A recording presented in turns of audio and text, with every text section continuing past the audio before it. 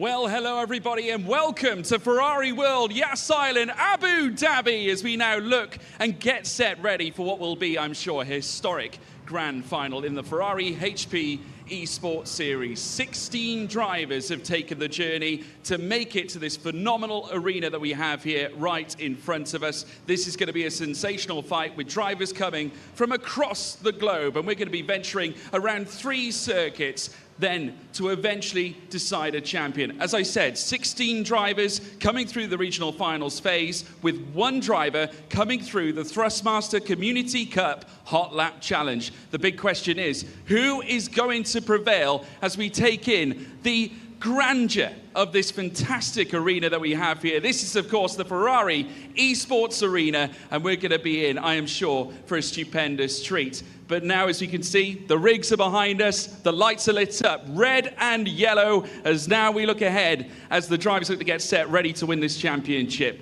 Taking the grandeur of this arena, folks, it's about to get loud. But first of all, let's find out about a little bit of the history about this arena.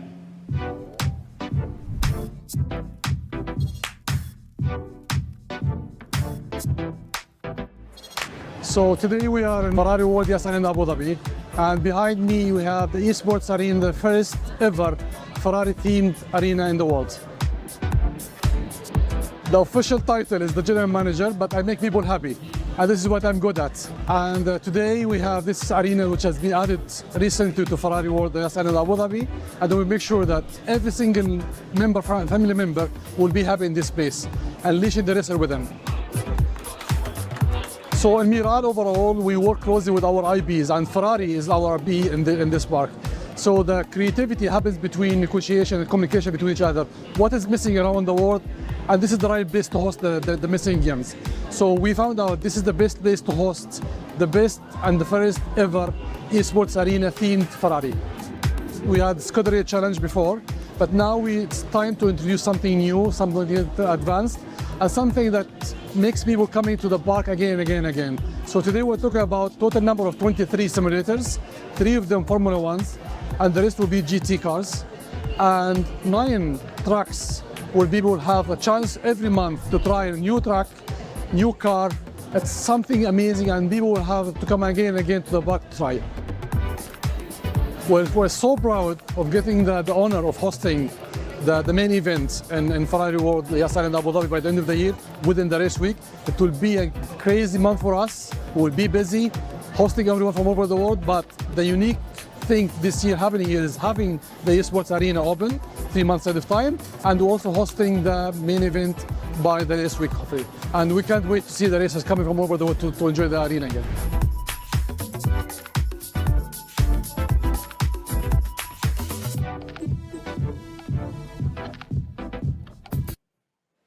Well, welcome everybody, and I must say, what a place to be, to witness a grand final in the Ferrari HP Esports Series. It's going to be a special event. George Morgan here, one of your commentators. Also joining me, the great Rory Alexander. And Rory, I'm looking forward to this because obviously, the event aside, we've got everything lit up in lights, the traditional Ferrari red on show, and the drivers have come far and wide in many cases to compete here in this dazzling arena. Yeah, it's absolutely incredible, this the first Ferrari Esports Arena as well. First one in the world here at Ferrari World Yas Island, Abu Dhabi. And it's the culmination, really, of an entire year's worth of competition. We've got drivers from all over the world, which we'll get to in a moment.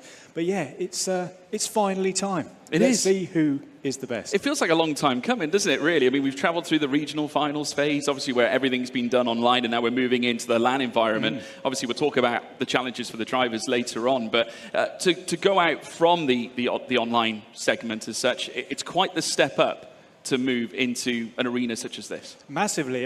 You know, we're all used to the rigs that we use at home, our own steering wheel, our own seats. You know, often we may even wear like our favourite slippers or anything like that, just to get whatever. Anything to be comfortable. Exactly, and comfort is exactly what they do not have here at this environment. LAN environments are always, you know, it's a test of absolutely everything. Who's got the raw pace? Who can handle the pressure, especially again in this environment? it's going to take a special driver to come out on top. It certainly will. I think what's important as well, we need to have a look at the procedure about how we're going to be going through today. First and foremost, series structure. The hot lap phase is where it all began, and then we found and distributed our drivers through the regional qualifiers. Then the regional finals came into place, with then all those finalists then eventually making it here to the grand finals. It's truly a phenomenal journey that these drivers have to undertake, obviously from hot laps now to the grand final. But nevertheless, that's the challenge, isn't it, Rory? Yeah, I mean, it's incredible. At each stage, they get through to this point, and then we have to compete or contend with these 3 races that we've got today. First up, we've got iRacing, then we have Assetto Corsa, and then we've got Assetto Corsa Competizione. That's the only way that they're going to be crowned a champion, is if they can master all 3 of these after everything they've done to even get here. Yeah, absolutely right. So 3 platforms, 3 different challenges. Next up, we'll take a look at the points side of things. Now, for those of you who are looking at this graphic, just to give you an idea as to what this is all about, these are the points on the right-hand side that you could. It's a scenario, basically. That's what you could see come at the end of the event. Obviously, 75 points up for grabs, with points available across all positions from P1 down to P16, Rory. Yeah, it's essentially a F1-style points system, and they were just the different scenarios that you can absolutely get. So, just because you win or don't do well in the first race, I mean, you could have all sorts. You've got every chance, but also it's going to be on a knife edge. So you have to perform across every single game. Yeah, well, I tell you what, we're going to have a little look behind the scenes. There's only one person we could send. It's Nina J. Paul. Oh, thank you very much, boys. The competition has been whittled down to 16 drivers from across the globe. And it's important to mention the diversity of this grand final. We have 16 drivers from 10 different countries worldwide, really showcasing the global appeal of not only sim racing, but Ferrari. The atmosphere in this arena is absolutely spectacular. And if you want to be a part of this tournament in future, then please feel free to scan the QR code on your screens right now to register your interest for 2025. And you never know, this time next year, you could be here. That rhymed. And on that poetic note, I think it's time to meet our drivers. My name is William Chadwick. Francis McGinn. Martin Schwiderek. Damon Walsingham. Jack Olivier. Luke Whitehead. Nicolás Alvarado. My name is Leandro Verde. Fidel Moreira. Luca Logio. Cody D. Russell Reyes. Kyle Pods. Lucas Verde. Fadli Rahman. Igor de Oliveira Rodriguez.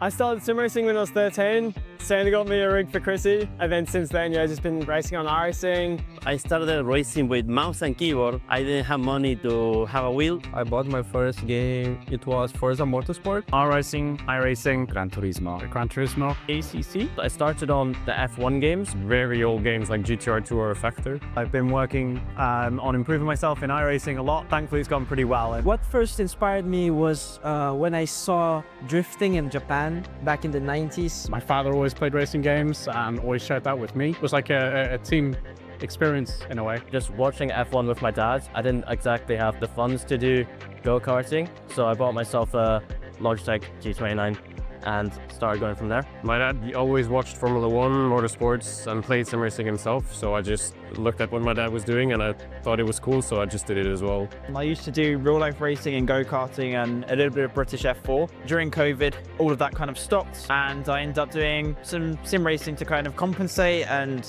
yeah, that kind of took over from then, and I've been racing ever since. I guess it was the desire to compete. I just kept on trying to work on myself every day, and I'm somehow here in Abu Dhabi a few years later. Winning the Ferrari HP Esports series would be like reaching a peak in my esports career. It's a colossal opportunity, you know, there's so much heritage behind the name. From the very beginning of the childhood, you start drawing those red cars. You feel that Ferrari being everywhere, I would love to win the competition.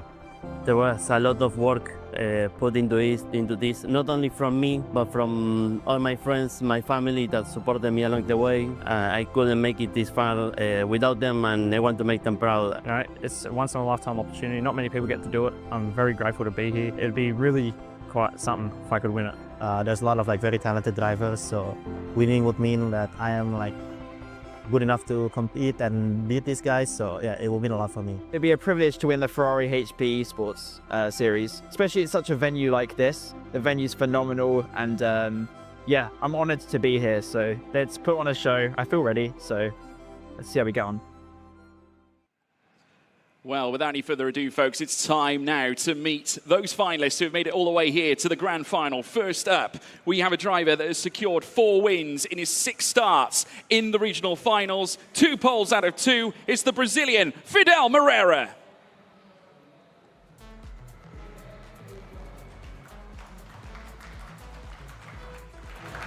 Next up, we've got our youngest EMEA driver representing Ferrari's home country is Italy's Luca Lozio.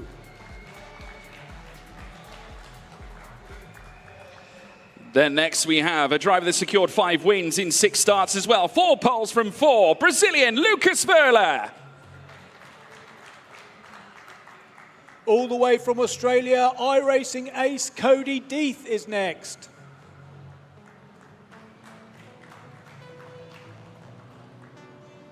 Next up, a GT3 specialist. He may have had a tricky run through the regional finals phase, but it's Luke Whitehead representing the UK. Quiet but deadly. He doesn't say too much, but we've seen him deliver time and time again in ACC is Indonesia's Fadi Rashmat. Next up, he qualified through the Thrustmaster Community Cup Hot Lap Challenge, a different route than others. Blinking, you'll miss him. It's Igor Rodriguez. Next up, Mr. Consistent on Assetto Corsa, Frenchman Jacques Olivier. Next, we have a driver who's contested in real-world motorsport as well as in the sim. A champion across many levels, 27-year-old Will Chadwick. Next up, we have a fierce competitor who's battled his way through in the Americas region on ACC, Argentinian Nicolas Alvarado. Hailing from his home nation of Poland, he'll be looking to stick it on pole here this time in the grand final. It's Marcin Swiderek. The second of the Verla brothers here at the grand final. Welcome, please, Leandro Verla.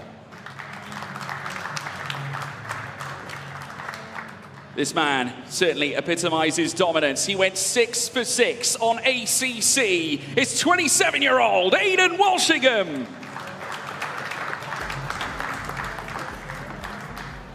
Here he is, the pride of the Philippines, Russell Reyes. The second of our 2 Aussie hopefuls here, 19-year-old Caleb Hyde.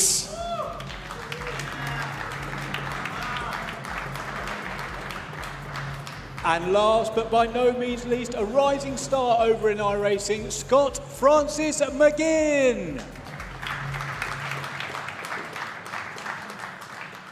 Well, there we have it, Rory. What a sensational group of drivers we're going to be meeting now very shortly. They're all going to be feeling, I'm sure, a little bit nervous. Now stepping on behind the rig, what do you think it means for these guys right now? Well, I'm a bit nervous for them, to be honest. But, you know, they've got here now. They've done, well, you could say they've done the hard work in getting here, but then the other argument is the hard work starts now. So a few of them would have been in these environments before in various different competitions, but they would never have been in an arena like this. So some will be slightly comfortable, more comfortable than others, but for all of them, I think I'd be confident in saying that they're all going to be struggling. Yeah, I mean, many of them obviously coming through the regional finals, as we all know, so they have racing experience, but we have the unique addition of Igor Rodriguez now, who stepped through the Hot Lap Challenge phase, which I must say, credit to him for managing to achieve that. You have to be extremely quick to pull that off. But, you know, naturally, it's a different situation now. You're in the midst of a bit of a scrap here. This time, in race trim, it's a different challenge.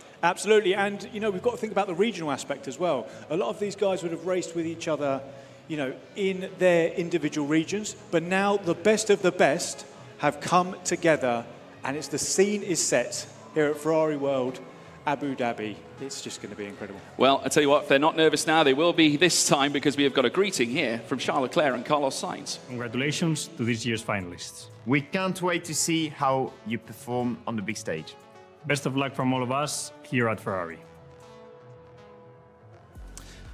Well, I tell you what, folks, the hearts might be pulsating at the moment, given the fact that you've just witnessed 2 great two great drivers that are looking to pursue for championship gold in Formula One. I mean, Carlos Sainz and Charles Leclerc, doesn't get much bigger than that, does it, Rory? especially when you get those two drivers coming. That shows how serious it is. You know, we've got all the branding here and all that sort of stuff, but to have those guys addressing our drivers today, personally, it's a big thing. Yeah, it is a huge deal, folks. Obviously, to be in an arena such as this with the Ferrari brand emblazoned across the board. I mean, the arena in itself, we've spoken about it, how essential it is. In terms of some of the high spots, we've watched the drivers make their way out. Obviously, some, I think, have performed better than others. Aidan Walshingham certainly stands out as a huge hopeful, I think, to win this title. Would you agree? Yeah, I mean, there's a couple of others as well. I mean, Luke Whitehead's another one that I would be looking at who didn't have the best entry in, but, you know, he's here now.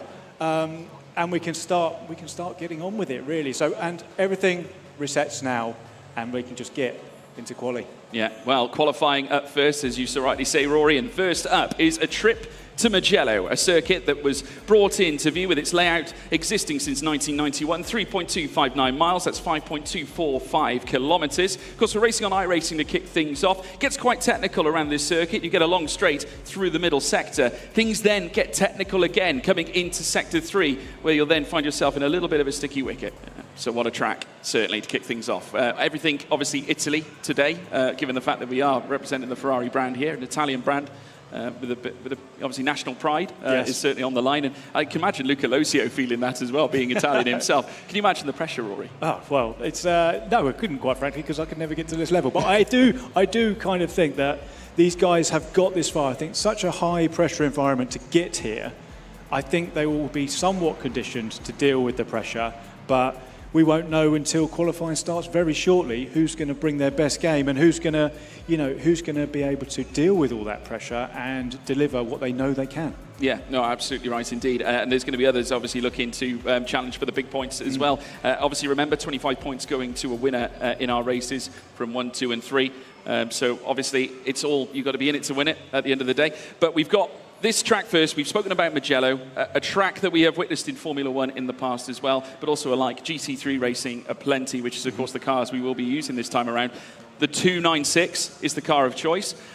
You know, it's slightly detracted in number of cylinders in comparison to the 488. We're moving from an 8-cylinder into a 6-cylinder. Still plenty of horsepower, though, but also great in fuel efficiency, fantastic in the corners. Yeah, I mean, it's still, you know, despite the changes of modern race cars, they are still absolutely fantastic. They are the pinnacle of technology, and obviously a Ferrari. I mean, come on, that's what everybody dreams of driving, right? But this is going to be fascinating as we go into quali, because a lot of these guys, first of all, we're on iRacing. So the guys who have the iRacing background are going to want to get off to a good start. And interestingly as well, some others are going to want to be seeing if they can capture a scalp or two.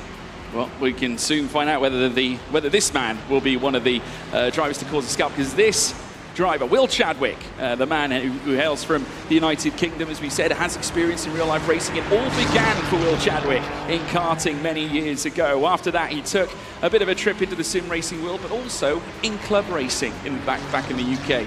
And I must say, he's going to try and attribute that this time around here in the Ferrari HP Esports Series. He is a champion in GT machinery historically, has done very well up to this point, and going 6 for 6 as well, Rory, through the regional finals. I mean, that is no mean feat. Yeah, he certainly comes in with the form, but the form book will go out the window here, because it all starts again, you know, and you know, Will Chadwick, he had his way in the EMEA, but then also there was other guys, other iRacing specialists who were going to have their way in other regions. Now all they come together, so, you know, Deeth, Hydes, McGinn, Verler as well, they're going to all have something to say about this. So it's going to be fascinating to see how the chips fall.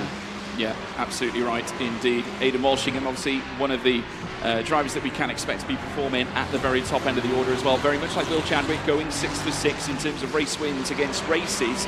So we'll see whether he can attribute this, though, this time to iRacing. Very different from the ACC world he was initially part of. And this is the fascinating thing about this final. Throwing these drivers out of their usual platforms, sticking them into something they might not necessarily be familiar with, and that will be the major test. Yeah, and I could see it in warm-ups, you know, they did the warm-up on their rig yesterday with all 3 of these simulators, and the smile on you know, Aidan Walshingham's face when he was in ACC was not there when he was in iRacing and AC. So they've definitely got their favourites. They've definitely, you know, cut their teeth in their sims, but that doesn't matter. They're going to have to do it across all 3 to become the Ferrari Esports champion.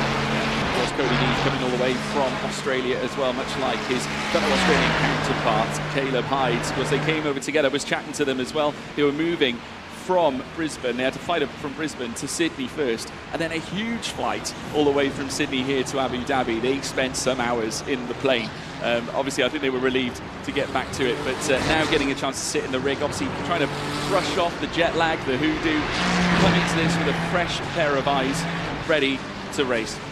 Yeah, just absolutely ignoring anything that has happened before, and they've got to just now focus on this qualifying session, which we're about 3 minutes through now, so they've got 10 minutes to set a lap time. Well, actually, I think it's an out lap and then 2 quick laps with iRacing, isn't it? There's different formats for each and every one.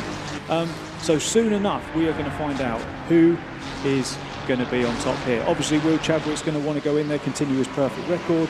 But as we say, you know, Deetha's going to have something to say about that as well. He's an incredible iRacer. And who is going to come from the AC and ACC contingent? Yeah. Who's going to throw their hat into the ring here and say, right, actually, I know it's your sim, guys, but I'm here at the party as well. What a move it would be for any of these drivers to take down Will Chadwick, who is, of course, a vice champion in GT Cup machinery from last year and has competed at the heights of his game as well. Was actually a winner at the Nürburgring 24-hour earlier this year as well. So packs the punch, and whether it's sprint or endurance, you know, he can really register his name up at the very top. So the fact he was able to take the victory back at Nürburgring in the 24-hour, bring his very best here once more. He's just nestled in his first lap. Interestingly enough, though, Aidan Walshingham with first blood as Luke Whitehead now goes fastest with a 1:46.511. So it's Aidan Walshingham now down in second. Chadwick's relegated to third. Marcin Swiderek popping into 6th fastest as Alvarado now drops to 6th. Moreira coming in. Cody Deeth now straight away with his own lap now at the very top of the tree. Just look at this, the top 2 separated by a mere 11 thousandths of a second, Rory. Absolutely incredible, and that is almost first blood to Luke Whitehead there, because we were just talking about Will Chadwick before having gone perfect, and then an ACC guy has just rocked up and put it in front of him. So all these drivers will be seeing these times obviously rolling in. And whilst they're trying to concentrate on their next braking point, their next apex, they'll also be seeing who's around them and thinking, oh no, what's happening here? Maybe I wasn't as quick as I thought I was. And, you know, this is, with their strength in this sim, they have to capitalise on it. You know, there's almost like nothing to lose for the guys who this isn't their specialist. So yeah, I find it quite fascinating, George. It is absolutely fascinating indeed. Luke Whitehead already back out onto the track, as is Will Chadwick, Lucas Verla, just spending a little bit of time just in the pit boxes, just getting themselves set to go out again. They still have 5 minutes to set their laps, but they'll need to get that done. That time will dissipate very quickly. Jacques Olivier back out as well. Still Cody Deeth holding all the cards, but only by a mere fringe, and Luke Whitehead is already out on an outlap. He's going to try and challenge straight away. This is a huge opportunity for any driver who isn't necessarily familiar with iRacing. I know many of them are, but those that have competed in AC and also harnessed their strengths in ACC, you know, this is a great opportunity to notch Will Chadwick down a peg or two. Absolutely, and put him on the back foot, something he has not had to deal with at any point during his reading. He hasn't had a test so far. Obviously, had a test, but he hasn't had the test of the level that he's going to have here. And I'm just looking at Hides here, who stands out to me as someone, one of the iRacing specialists, who's currently in 12th place at the moment, which is fascinating. He's going to be thinking, right, I've got to get on move. And we've got to factor in the arena pressure factor as well, with the eyes of the audience also watching on. We've also got Francis McGinn, who's currently sat down in P5, who now goes fastest now. The Scot goes to the top with a 1:46.377. Russell Reyes goes 10th fastest as well. Aidan Walshingham, who we're currently seeing on screen, making his way around this very technical and tricky circuit. You've got remember in the first sector, the Arabiatas coming in towards the latter stages, shall I say, of the lap. And then you make your way through Corianto and then the Biondetti corner. Bucine, San Donato, of course, opening things up, heading through turn 1. There are elevation changes to be concerned about here at Mugello. It's not just a flat track. There is so much more to it, and it's quite narrow as well, Rory. There are pinch points around this circuit, and they're going to get narrower with all these cars they're making their way out on outlaps. Yeah, certainly. I mean, traffic's going to be a real thing in this. You know, they've only got a couple of shots here to nail this quali lap, as we say, and a couple of people are definitely going to be feeling the pressure. You know, the aforementioned Hides as well, right down there, still in 12th. He's on an outlap right now, so he'll be looking to pump in a very, very good time. But I'm really, really impressed with the likes of Whitehead. You know, Walsingham, I was expecting them to be, you know, no disrespect to him, I was expecting them to be a little bit further down the field. just because this isn't their bread and butter.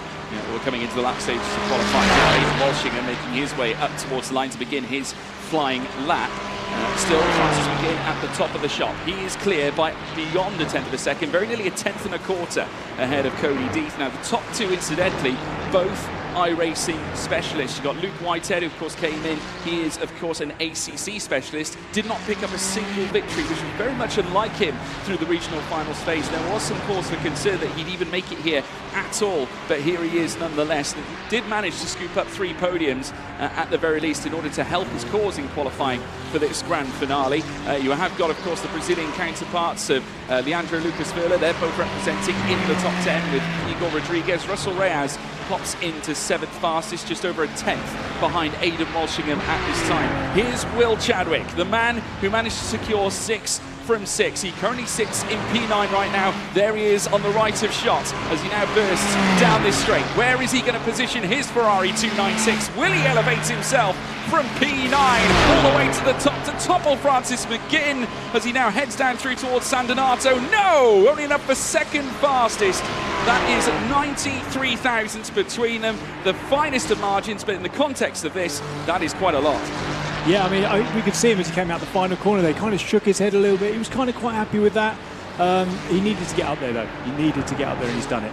Yeah, it's a huge mission on part of Will Chadwick. Cody Death, though, looking to respond. Remember, he held the top spot for a grand majority of this qualifying session.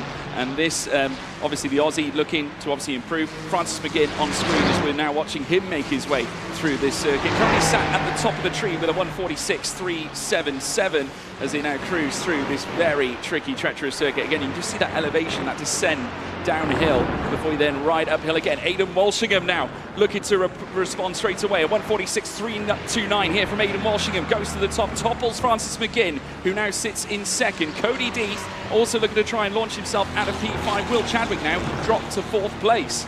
That is a huge, huge statement from Aidan Walshingham there. I'm not an iRacer, but I'm going to put it on, well, provisional pole at your home track. So incredible stuff from Aidan there. Great job. Yeah, massive flex indeed from Aidan Walshingham, has to be said. And I must say, if he can achieve a huge result here, even prior to the ACC round that we've got coming up later on, this in this fantastic event. Luke Whitehead in the pits. It doesn't look like he'll be heading out for another lap. That's his day done. We got Fidel Moreira now, who moves up to 7th fastest as well. We got more movements for the back again. More cars coming into the pits as they now make their way up towards the line. It looks like that's Cody Death coming in to bring an end to his session as we now watch Aidan Walshingham at the top of the shop. Checkered flag is, of course, out. Will Chadwick just moves up to 3rd fastest. Well, look, what looks to be 100th of a second between he and Francis McGinn. Crazy, you know, even though they're putting out statements here, these non-iRacing guys, it's all so close that it's not going to matter by the time we get down to turn number 1. There's going to be Ferraris flying left, right and centre here with so much on the line. Certainly will. Igor Rodriguez, Thrustmaster Community Cup Hot Lap Challenge winner, managed to stamp his ticket to come to this event, to challenge with the very best of them. Can he improve from that 8th fastest at this stage? Obviously, we're coming into the final moments now. It doesn't look like he's going to be lifting himself any higher than 8th right now. It's Aidan Walshingham. Looks like he's on pole ahead of our first race here in the Ferrari HP Esports Series Grand Final. That is absolutely incredible. What a statement from Aidan there. I am going to be here, and I'm going to be here all day, because, of course, the ACC race isn't until our 3rd race of the day. No, that's right. So if he gets off to that start... Oh, what a statement, though, Rory. I mean, it's not even his platform. You know, he's arrived here against some of the best iRacers you'll see. Will Chadwick, you know, Francis McGinn. I give him credit too, because remember, he did not take a single victory through the regional finals phase. So to come here and immediately look quick is grand. And I know that Will Chadwick alluded to Francis McGinn being the potential thorn in his side on this particular platform. But with Aidan Walshingham now stamping his authority up at the top of the tree, I mean, that is huge. Yeah, I mean, they're probably, the iRacing guys are probably looking at each other and thinking, right, okay, I've got to look out for that guy, not thinking that somebody from another platform is going to come and be the fly in the ointment, so to speak. So it's going to be a massive psychological boost. These guys up there will be thinking, whilst they're thinking about their setups and getting the start right, they'll be thinking, I have to do a number on Aidan because we can't let him win. Otherwise, he's got off to a best start possible, and he's, you know, he'll have 1 foot towards the trophy, I would say. Yeah, I mean, he's certainly making a bit of a statement, and I'm sure there'll be more statements to come as well. I mean, starting at the front of the order is a grand effort. Obviously, some other runners we can look at as well. Obviously, we saw Cody Deeth for a brief spell make his way to the top. Great to see the Aussie back and in amongst the best of them. And of course, he qualified really well in the regional final. So there is hope there for Deeth. Absolutely, absolutely. But as we've seen with this point structure as well, it doesn't matter. We've seen people win from the first race and then have issues for the second and third, not even make it. So, yeah, qualifying is one thing, but the race is quite another. Yeah. Well, we're going to take a brief breather as we now take a look at Bitdefender. In Formula One, you see the cars and drivers and hear the roar of the engines. But behind every thrilling race is the unseen power of data. Having a cybersecurity partner you can trust to protect your digital life is crucial. Our data is protected by Bitdefender, a global leader in cybersecurity. I'm excited to have Bitdefender riding with me for the 2024 season. I hope to see you there.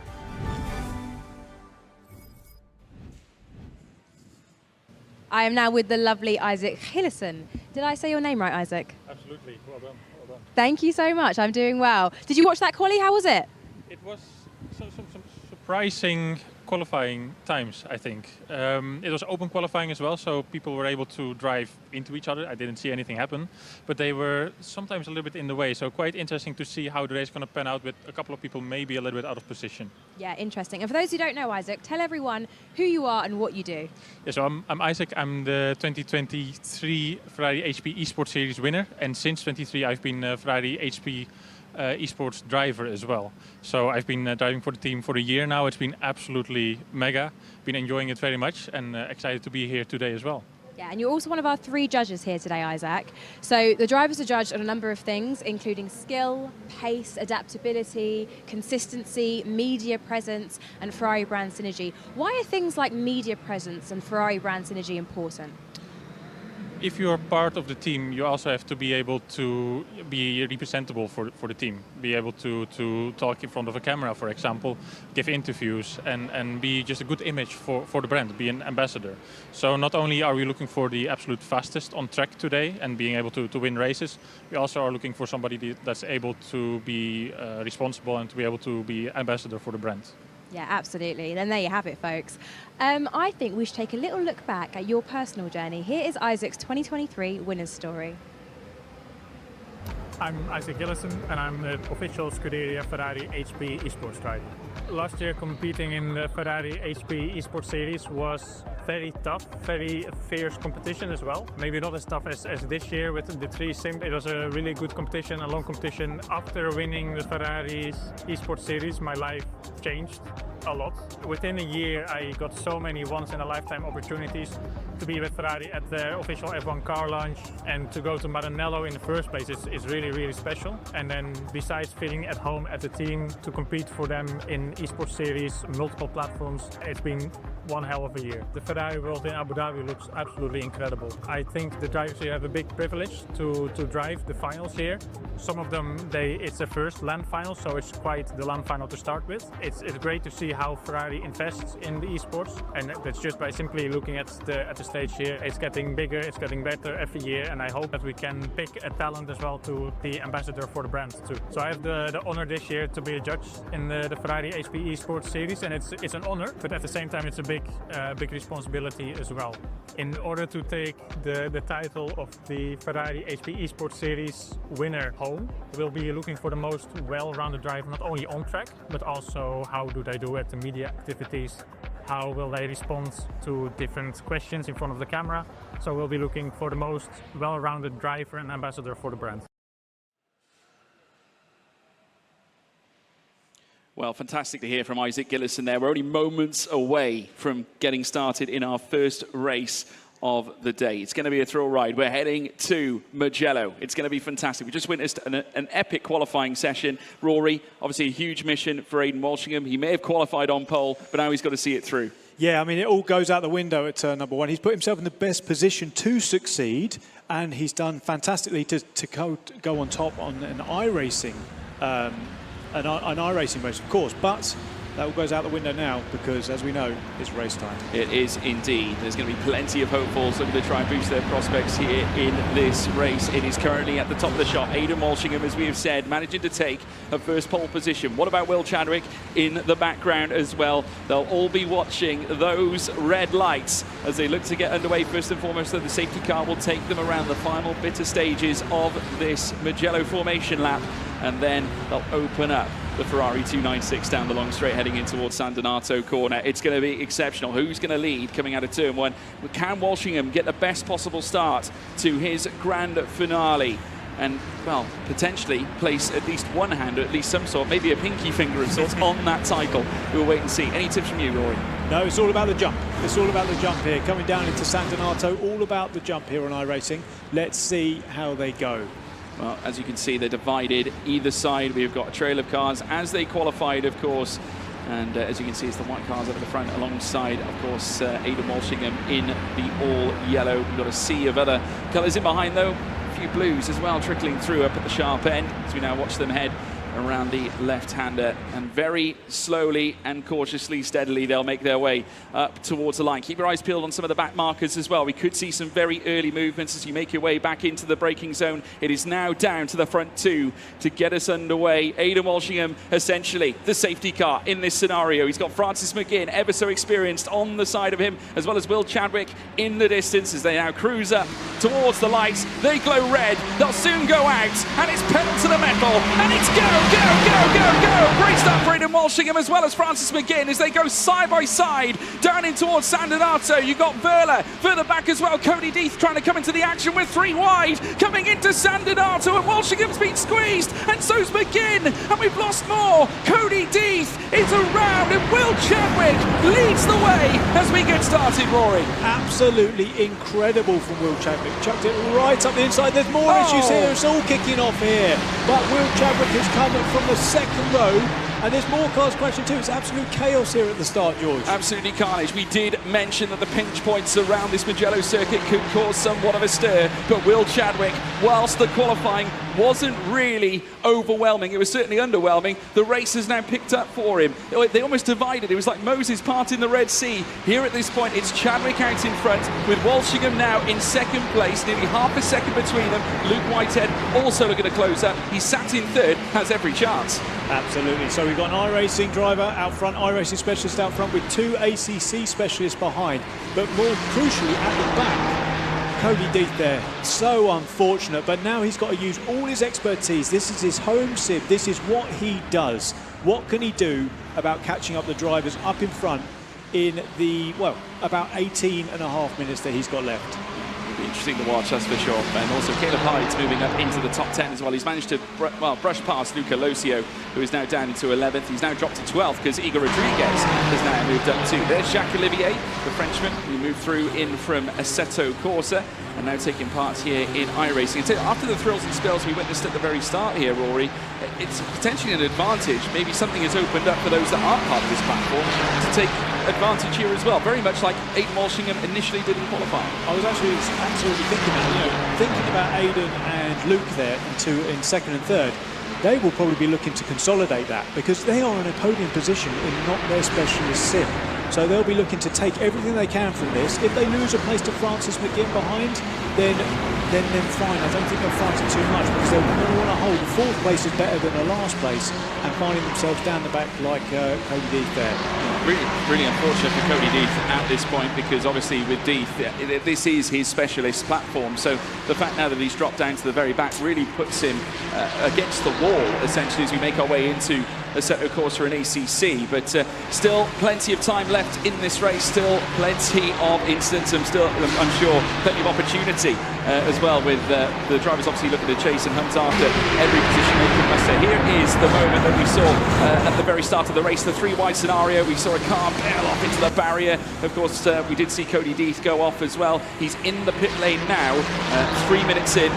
And we've got 17 minutes to go left into the race. It is still Chadwick up at the front. 6 tenths separate he and Aidan Walshingham.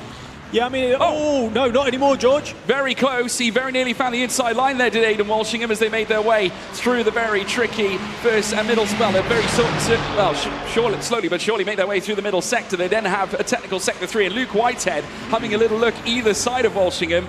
It got very close, very personal. Chadwick very keen to shut the door. But interesting, to see the pressure that he's clearly under, with 2 ACC guys behind him. I know we keep talking about it. Watch him weave down the straight here. He does not want to be alongside. He doesn't want someone to do to him what he did to everybody into that first corner. So let's see what Aidan does, but let's see also what Luke does behind, because whilst they'll be looking to consolidate, they are also thoroughbred racers, and they want to win every single race. Yeah, I mean, the front two, both of whom have managed to take 6 wins in 6 races in their journey to venturing here into the grand final.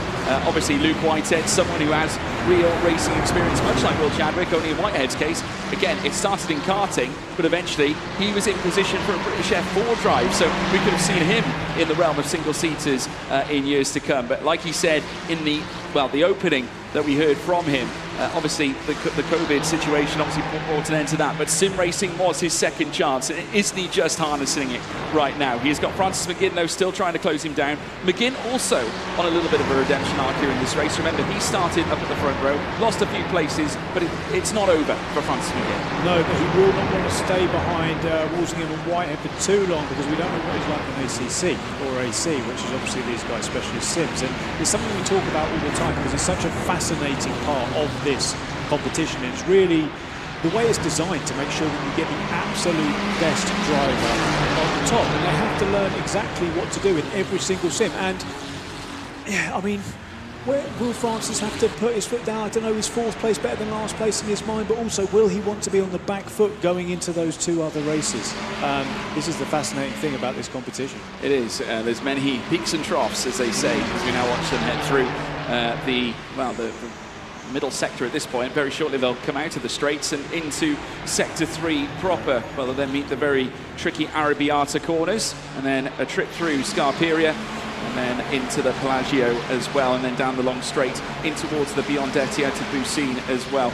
As they now head down towards turn 1, we are now following Lucas Verla, who is hunting down after Igor Rodriguez, the Thrustmaster Community Cup Hot Lap Challenge winner, now being pursued and challenged by Lucas Verla, as you can see in the bottom right of your screen, coming through San Donato. Fabulous move there from Lucas Verla, just outside the top 10, but still in points. Remember, points for P1 all the way down to 16th. Yeah, absolutely. And I'm just looking there at Deep. I don't know if he has just pulled over or what. I'm not quite sure. He's showing that he has, but will he be able to come? Well, we were thinking about whether he was going to get back into it, but it doesn't look like it. So it looks like all the action is up the front and in the mid-pack in this one.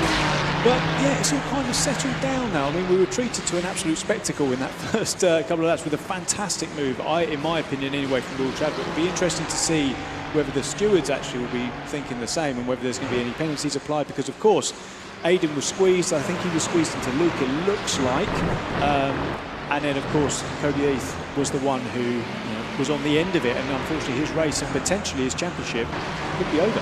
It's really a sorry story for Cody Heath. Unfortunately, he's going to bounce back in the coming platforms that we have got coming up. Of course, iRacing is the first. We have, of course, got Assetto Corsa Competizione and Assetto Corsa to come, where we'll feature 2 different tracks as well. There's Fadil Rashmat, who's currently at the bottom right of our screen right now, P8 on this leaderboard, chasing after Nicolas Alvarado, the Argentinian, as he now has a look around the inside. Alvarado just ran a little bit wide, and he runs wide again, very nearly licking the gravel trap on the right-hand side, exiting down the home straight. So an opportunity for Rashmat if he can get into the slipstream and open it up heading in towards San Donato. He's urging closer and closer. He's seeing more yellow by the moment, is Alvarado, as he now makes his way round to the outside portion of the circuit. Can Rashmat find the leverage to make his way through turn 1 and make the move happen? They're going to run wheel to wheel coming through turn 1, but still it is Alvarado who's holding firm. But opportunity for Rashmat as the corner, the apex comes his way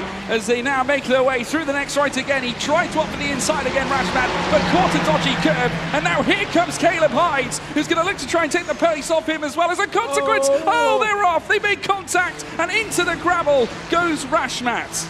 Such a shame, isn't it, for Rashmat there? And you had the two ACC guys there battling out, and then the iRacer comes back behind and tries to rob one of the positions, and it ends up in the gravel. We'll be interested again. We mentioned the stewards; they'll be having a long old look at that, because that is a little less clear cut for me in turn one. Yeah, and remember as well, all results provisional. Everybody at the end of these races, obviously, the stewards will be working hard just to try and deduce whether there is anything or any cause for concern over some of the moves. A little wave there from Luke Whitehead in the bottom right of your screen, folks. Obviously still content enough, despite being in a battle for the lead, to give you all a wave at home. But Will Chadwick up at the top, still unperturbed.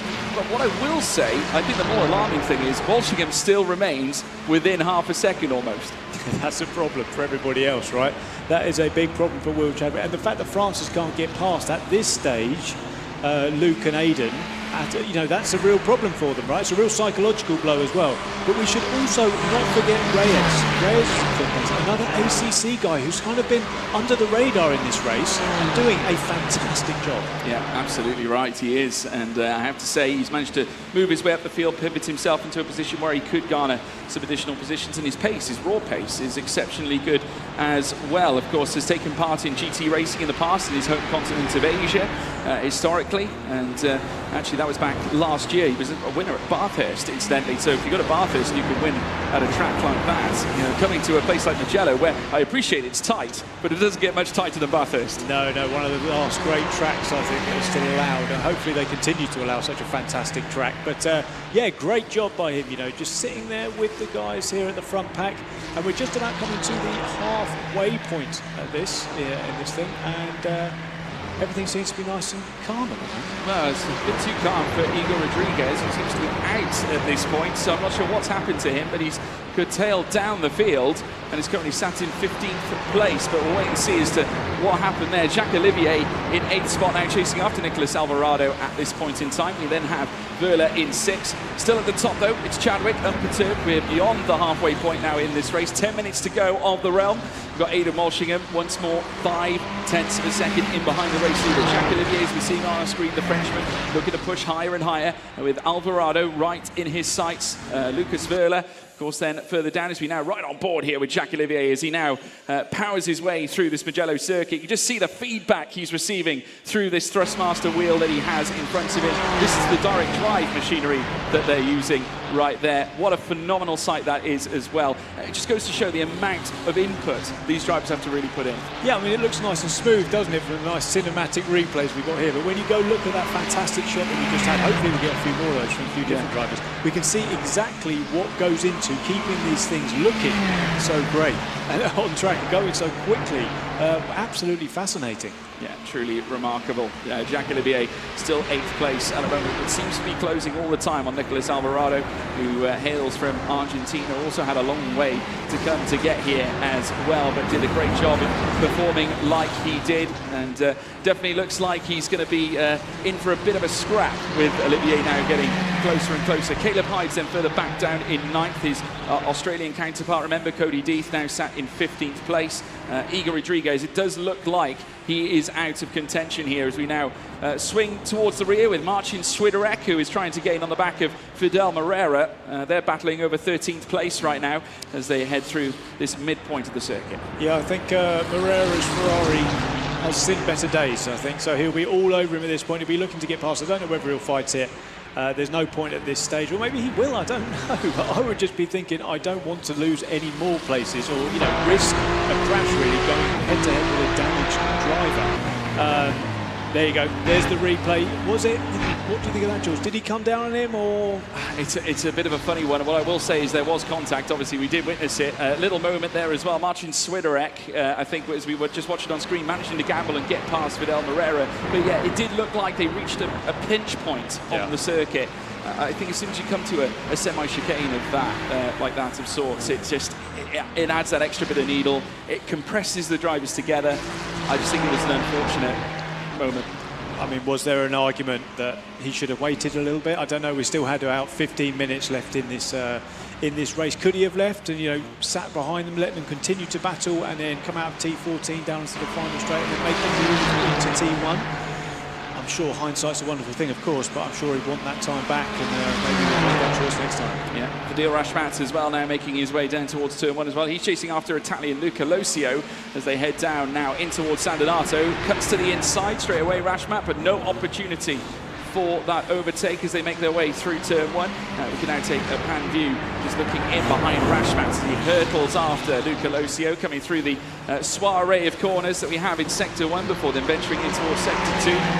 Quite a tricky, turbulent circuit. Of course, you reach the top of the hill at this point, and then you go straight back down again as you make your way through, once again, a slalom of sorts. I mean, Mugello's got it all, hasn't it? Yeah, it's a fantastic track. It was lovely when it was back in Formula 1, just for a brief part, wasn't it, during lockdown and COVID. But yeah, I mean, it's difficult enough, this track, as you mentioned. It's super technical. There's undulations, there's everything, and that's without somebody else, a top-tier driver, breathing down your neck. I'd be off in the gravel immediately, George. Yeah, there's plenty of gravel around, I can assure you of that, Rory. We just saw a big portion of it right there as we continue to watch the Fadil Rashmat and his big battle with Luca Losio. There is Rashmat, as we're seeing on screen, and also his rear view POV cam, as we can just see there on the bottom right of your screen. This is him inputting the steering into the wheel. Bear in mind, he's going to be feeling all the force feedback in the wheel. Remember, direct drive equipment they're using here from Thrustmaster, so it's their job to try and keep the control of this car. Obviously, that is going to be challenging in a very technical circuit like Mugello, but Rashmat really giving his best as we now watch them head through the next lap. Still Luca Losio doing well to at least hold on to this P11. Yeah, I mean, he could have a problem here. Oh, here we go, Francis. Is that Francis having a look? Yeah, he's having a look here. He's getting a bit impatient now. How long have we got left? We've got about 5 minutes left here. And Francis is running out of time to try and get past these ACC guys, I should say. And it looks like he's thinking the time is now. Yeah, podium on the line here for Francis McGinn if he can get past Luke Whitehead. That is the challenge. We have got a situation where Will Chadwick now still remains 7.5 tenths to the grid right now. There is, of course, Francis McGinn in the bottom right of your screen, the best haircut you'll ever see in sim racing. He's now going to look to put his head in full view of Luke Whitehead's car. He needs to try and get his way past the Brit, who currently sits in 3rd place. It definitely is a battle of the Brits here at this point over that final podium place. We're coming in now to the very sensitive stages of this race. Remember, 20 minutes in total. We're now at 15 and 30 around that mark. There will be a mere 4 minutes and 30 to go. Yeah, I mean, he's no easy feat, is what I'm trying to say, to try and overtake a Luke Whitehead. He's quite a decorated driver, isn't he? He's got many accolades, and his latest one, he hopes, is the Ferrari HP Esports Championship. So he's going to try and keep Francis behind. But Francis, coming through the iRacing route, qualifying that way through EMEA, he's no slouch himself. No, so not it's going to be fascinating to watch. Absolutely not.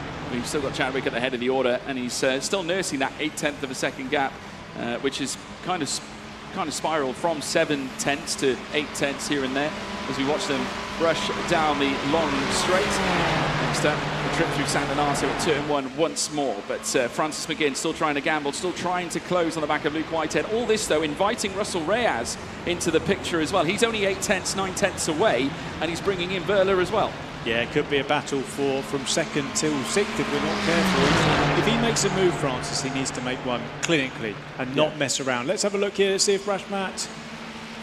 Oh, is he going to make move this time? No, he's not. He's thinking better of it. I'm just looking in front. They've got a good 7 seconds or 8 seconds in front, so he can take his time here. Because even if he does get past, there's no way he's going to catch the amount of time that's left. So he can wait, pick his spot. He can't do anything silly because the few points that he is on for getting at the moment could all be lost. Yeah, of course, Fadil Rashmat coming in from Indonesia, the 22-year-old who ventured in with 2 wins and 5 podiums to his name in the APAC ACC region. This, of course, not necessarily his strength in terms of a platform. Jacques Olivier has managed to move his way past Nicolas Alvarado for that 7th spot, so well done to the Frenchman, who will now look to try and close the gap at least to Verla, but that is going to be a mighty task with 8.6 seconds to find.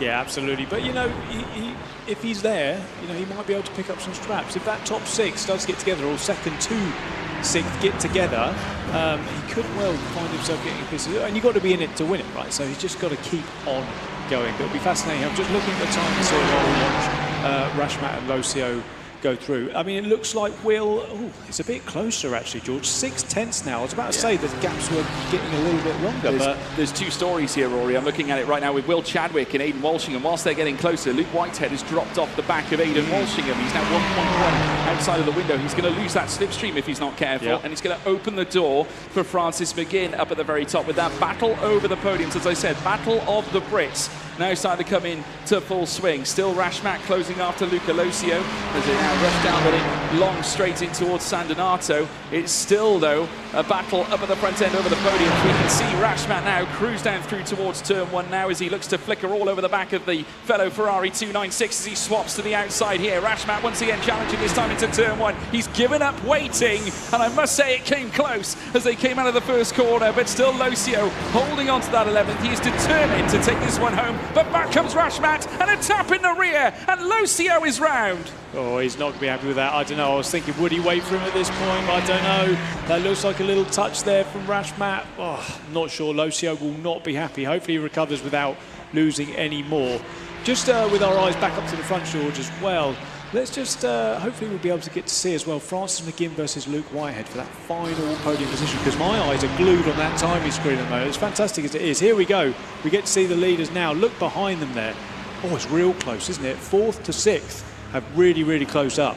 Yeah, very tight indeed. Aidan Walshingham now starting to get a little closer as well. He's been flirting with that 5/10 to 6/10 gap.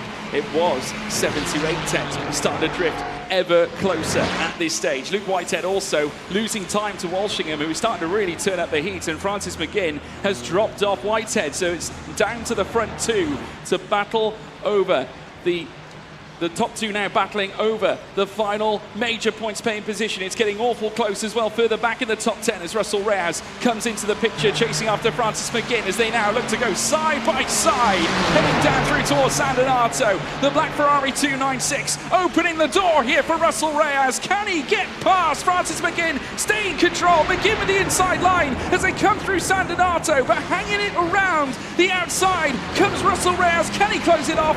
Yes, Francis McGinn holds on to 4th. Reyes will have to try again. Fantastic defending there from the iRacing McGinn. I thought he was about to lose his place there to the ACC driver in Reyes. I mean, it's not over yet. We're here on the final lap. We saw the white flag last time out, but also we've got Verla behind. And then behind him, we've got Olivier as well. So it's super, super close here. I know we've not got much time left, about half a lap, but there's still plenty of action to come. Yeah. How's your nerves, Will Chadwick? Obviously, it's been less than ideal for him. The qualification phase for this race was not ideal at all, but he's got every chance of rewriting the story by staying ahead of Aidan Walshingham. The pressure is going to be huge right now, you can imagine, on the young Brit. There we can see as well Russell Reyes fighting tooth and nail, trying to cruise his way through to challenge up at the sharp end. It's going to be very tricky, though, to do that in the final remaining corners as we watch them head down this long straight now before they venture into the final sector. As we now watch them head down in towards the inside line, you just see that Reyes just looking to hold in deep. You've got Francis McGinn there just ahead of him, but it's all about Will Chadwick. He's managed to hustle his way to the top after a very tricky qualifying session. As I said, Aidan Walshingham did try his damnedest. What a performance, can I just say, from Walshingham in both qualifying and in this race. It's not his platform anyway, but it is for Will Chadwick, who now rushes down towards the line. He will take the checkered flag. It's victory number 1 for Will Chadwick here in the grand finale of the Ferrari HP Esports Series. Aidan Walshingham comes home in 2nd and Luke Whitehead in 3rd. Fantastic race for Will there, but will he be celebrating, or will he be having a sigh of relief? Or will he be thinking, oh no, Aidan and Luke are here on me as well? So, you know, he got what he needed to done, but he might be thinking it was closer than maybe he would have wanted. Yeah, I think for starters, massive well done, Aidan Walshingham. I think that is a statement right there. I mean, to go from pole in the first place, I think managing to garner pole was a huge accomplishment, but to come here and hold position to a degree, obviously it got a bit messy up at the start. Arguably, Walshingham was very lucky because he was sandwiched right between the two. I must say, unfortunate for Cody Deeth to lose out like he did. I think that is probably the one incident I think we could be a little bit disappointed with. Of course, considering how far he's come from as well. We were saying earlier about how he's come from Australia, but here's Will Chadwick doing some donuts there. He's very happy. I'd be saying, maybe I wouldn't be doing donuts because Aidan Walsinger was a little bit closer than I would have hoped. I would expect Aidan to be doing the donuts there. He did fantastic. Might be a bit too soon, Rory Alexander. We'll wait and see. Yeah. But yeah, we'll soon find out. But a massive well done to Will Chadwick, of course. I mean, like you said, it wasn't a great performance in qualifying, but he brought it all the way back in the race, fighting tooth and nail. That's what he needed to do. Gambled at the very start of the race, managed to fight his way to the front. Getting past Walsingham was key. If you let him go, Rory, he might not have caught him. Yeah, he had to send it in turn one. And again, all these results are provisional, and we will hear from the stewards if we need to. But I haven't heard anything at the moment. Nothing's come through my ear at this point. So it looks like that's going to be okay. So a fantastic move for Will there. But what a start to this championship. Oh. It's already the little nuances and the way that this championship is made up. It's just making for a fantastic story, and I can't wait for the next 2 races. Well, I mean, that is just simply the teaser, isn't it, right there, for what could be yet to come. We've still got 2 platforms to come, 2 different tracks. We've got, of course, Monza coming up next, and then, of course, we finish at Misano later on. 3 vastly different circuits in one Italian nation, which is going to be fantastic to witness. Obviously, next up, the Temple of Speed. Very different prospect to move from a technical track like Mugello into Monza. Yeah, but it's quite similar in the terms of, turn one. Turn one at Monza, as infamous, is very similar to kind of turn number 1 at where we just were, because there's so many moves. Nice long straight there. If you can get behind someone, if you can get into their slipstream, you've got a shot. But it doesn't bode particularly well considering the chaos that we had last time out, because Monza's turn 1 is much, much tighter. So it's going to be interesting to see. Qualifying is going to be so important, and just staying out of trouble. Yeah, and of course, at Monza, you've got the long straights. You mentioned the tight pinch points as well. Yeah. Of course, those chicanes are infamous, heading through the Rettifilio and the Roggia. And then, of course, Ascari, where we've witnessed many moments historically where it comes to motorsport, no less Formula 1 as well. But yeah, I mean, just going back to that race, I mean, again, we noticed the carnage coming through.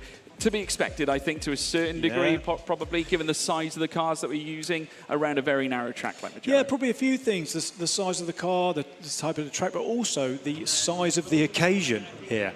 Look, here we go. We can see the guys here in the green room, the cool-down room, like we do in Formula 1. What are you seeing here? Well, let's listen in to the drivers in the chill zone. I went in and I didn't really want to go in there. Sandwich. I don't know if Francis even knows there's a car and there's 2 over the inside. There's probably a like there. Yeah. The sport might go registered.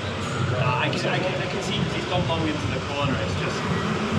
Well, like from where I was sat. I mean, there's nothing you can do either. There's nothing you can do either. No, I'm fully aware that Francis has come in. He doesn't know there's 2 inside. I was going to say, like, everyone went wide to avoid. And I literally went narrow. So I went out wide, swung narrow. And literally everyone went off. I was just like, I literally gained 3-4 paces. I think Cody got caught up in like that. Yeah, because he was on my right. He went in deeper. I went in behind him, basically switched him back. Did Francis give you a hard time, or did Francis ever attack you or not? He did have a couple of looks, but he was never within 2.5. No. You can't drive from that. No. He did try, but honestly, I was driving like a complete in the last 2 laps. I was like, I'm third, that's all I kind of think. This is my weakness. At this point, I'm like, he's not going to leave it open. I thought, well, I've got one chance. I think the iRacing route was dodgy, so I left it. Yeah, you can see me. I guess that's where I benefit. You can see me in the blue, I cut in. Like, everyone goes wide, and I just cut in right in. That's so unfortunate. Red car, I don't know who the 2 red cars are. Not like Scooby. I had a few moments where I'm just... Well, we just heard some little tidbits there from the drivers there in the chill zone, as we now call it. It's always fascinating, isn't it, to take a little look behind the scenes and look exactly what these drivers, perhaps what they're thinking at this moment in time. Absolutely. I mean, I was just sitting there looking at the screen like this. I was just fascinated by hearing what they were talking about, and they were talking about that stuff down at turn 1. So I heard Will say, I had to go for it. I had one chance. And then, Aidan said, I got squeezed. And then, Luke was on the outside. It's amazing. I mean, if you had the 4th driver in there who didn't come off so well, of course, maybe it would have been a different scenario in there. But they all seemed, okay, calm. Well, Luke and Will a little bit looked quite tired, but Aidan looked cool as a cucumber in there. Well, let's have a little look back at some of the highlights that, of course, we would have witnessed. Of course, looking back, obviously we saw some massive moments through the course of that race. It all started with a bit of a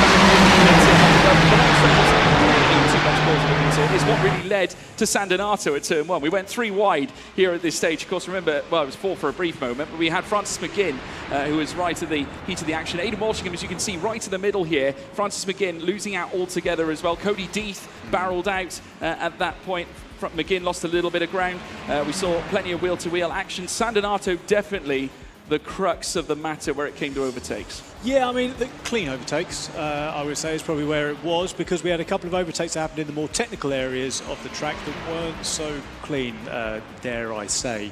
But no, good racing all in all. It was a bit chaotic up front, but of course there was nerves, the occasion, as we said before. Lots and lots of battling here. Good defending through that complex technical section as well. I was really, really impressed with that, really showing their mettle there. Yeah, certainly is. Certainly are. We of course witnessed many more heading through the inside line. They were just really, a few of them really struggling to get those moves done. Where we did see a little flash of the lights as well from the red Ferrari 296 alike as well. But yeah, quite a moment, and then some more action side by side. This is Russell Reyes, I believe, who was looking to loft himself higher up the order, went side by side heading down in towards turn 1. He took a wide outside line coming through to the apex. Of course, we witnessed the white flag being raised. It was crucial for Reyes to get as many moves done as he could in the very latter stage. This is, of course, where points matter. You know, credit to Reyes, he tried his best, just wasn't able to unhook it there. No, I mean, and he was trying to go around the outside of Francis McGinn there. It was not going to allow him to do that because you know, every point is precious, but points in your own sim are the most precious. You know, you can't. Francis, you know, he can't be coming 5th, you know, in his own sim, for example, having got through where he needs to. And then we see the donuts at the end there for the winner. Yeah, of course, the donuts on show here from Will Chadwick. But what we can do is look at the provisional points and how things are left after Mugello. Will Chadwick at the top of the shop at the moment with 25 points against his name. Aidan Walshingham in second on 22. That could be huge in the context of what comes next. Luke Whitehead in third. Francis McGinn in 4th. And then Russell Reyes down in 5th place as well on 16 points. Got Leandro Verla in 6th. Jack Olivier in 7th. And Nicolas Alvarado, the Argentinian, currently sat in 8th place in 10-point territory. But obviously still all to play for. Very early showings, though. I would say the key points, Walshingham and Whitehead, I think those are key points for them. Yeah, certainly, to be honest. It was very, very important for Will to get that win and continue his dominance, really. I mean, he hasn't done anything but win in this championship, has he, so far? So he's continued his form there, but it was probably, as we say, a little bit closer than he'd hope. And definitely, Aidan and Luke have probably got off to the quickest start for me. Well, I tell you what, we can hear a little bit more about it. There's only one person we can send it to, Nina J. Paul, down in the media pen. Thank you very much, boys. I appreciate that. I am with the top 3 finishers. Firstly, Will Chadwick. What a fantastic race. How are you feeling? Relieved is probably the only way to describe it. I'm just happy to have won the race. Yeah, an absolutely ideal start from you. What's your mindset going into the next race now? Score points is probably my goal. I think it's going to be more challenging. I find ACC and AC quite hard, but I'll give it my best shot to get as much points as I can, and I'm glad that I was able to win in iRacing. Nice. Mr. Walshingham, I'm coming over to you, sir. How are you doing? How are you feeling? Pretty chuffed with that. It's all right. I'm happy with it. Yeah, you got a good haul of points on the board. What's your mindset going into the next race now? Very much the same as Will's. If I can score some points, the more the better, of course. But yeah, AC1, not particularly my strong point, probably my weakest of the 3 sims. So yeah. And how do you feel about the track? The track's okay. Turn 1 is going to be content, I expect. So yeah.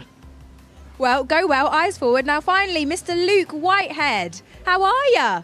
What did you make of the start of that race? First off, I'm good. Hope you enjoyed the race. I did, thank you. Yeah, pure luck, honestly. Had a bit of misfortune in quali, and then got it paid all back and some in the race. And yeah, I'm utterly relieved, to be honest. So. That's what it's all about, isn't it? Sometimes you benefit from others' misfortune, and here you are, podium position. What's your mindset going into the next race? How are you on AC? Yeah, well, iRacing was actually my weakest platform coming into this, so I think AC I feel pretty comfortable. I know it's a challenging track and a challenging car, so we'll see how we get on, but you know, we'll see in quali. That's where it's all decided. So you could be a threat. iRacing was your weakest and you are finishing in podium position. Watch out for Mr. Whitehead, guys. Well, listen, I also want to give a big thanks to one of our sponsors, Thrustmaster, for making this event happen. And I'm going to throw it back to you, George and Rory. I'm Jonathan Rowan, and I'm a sim driver for the Scuderia Ferrari Esports team.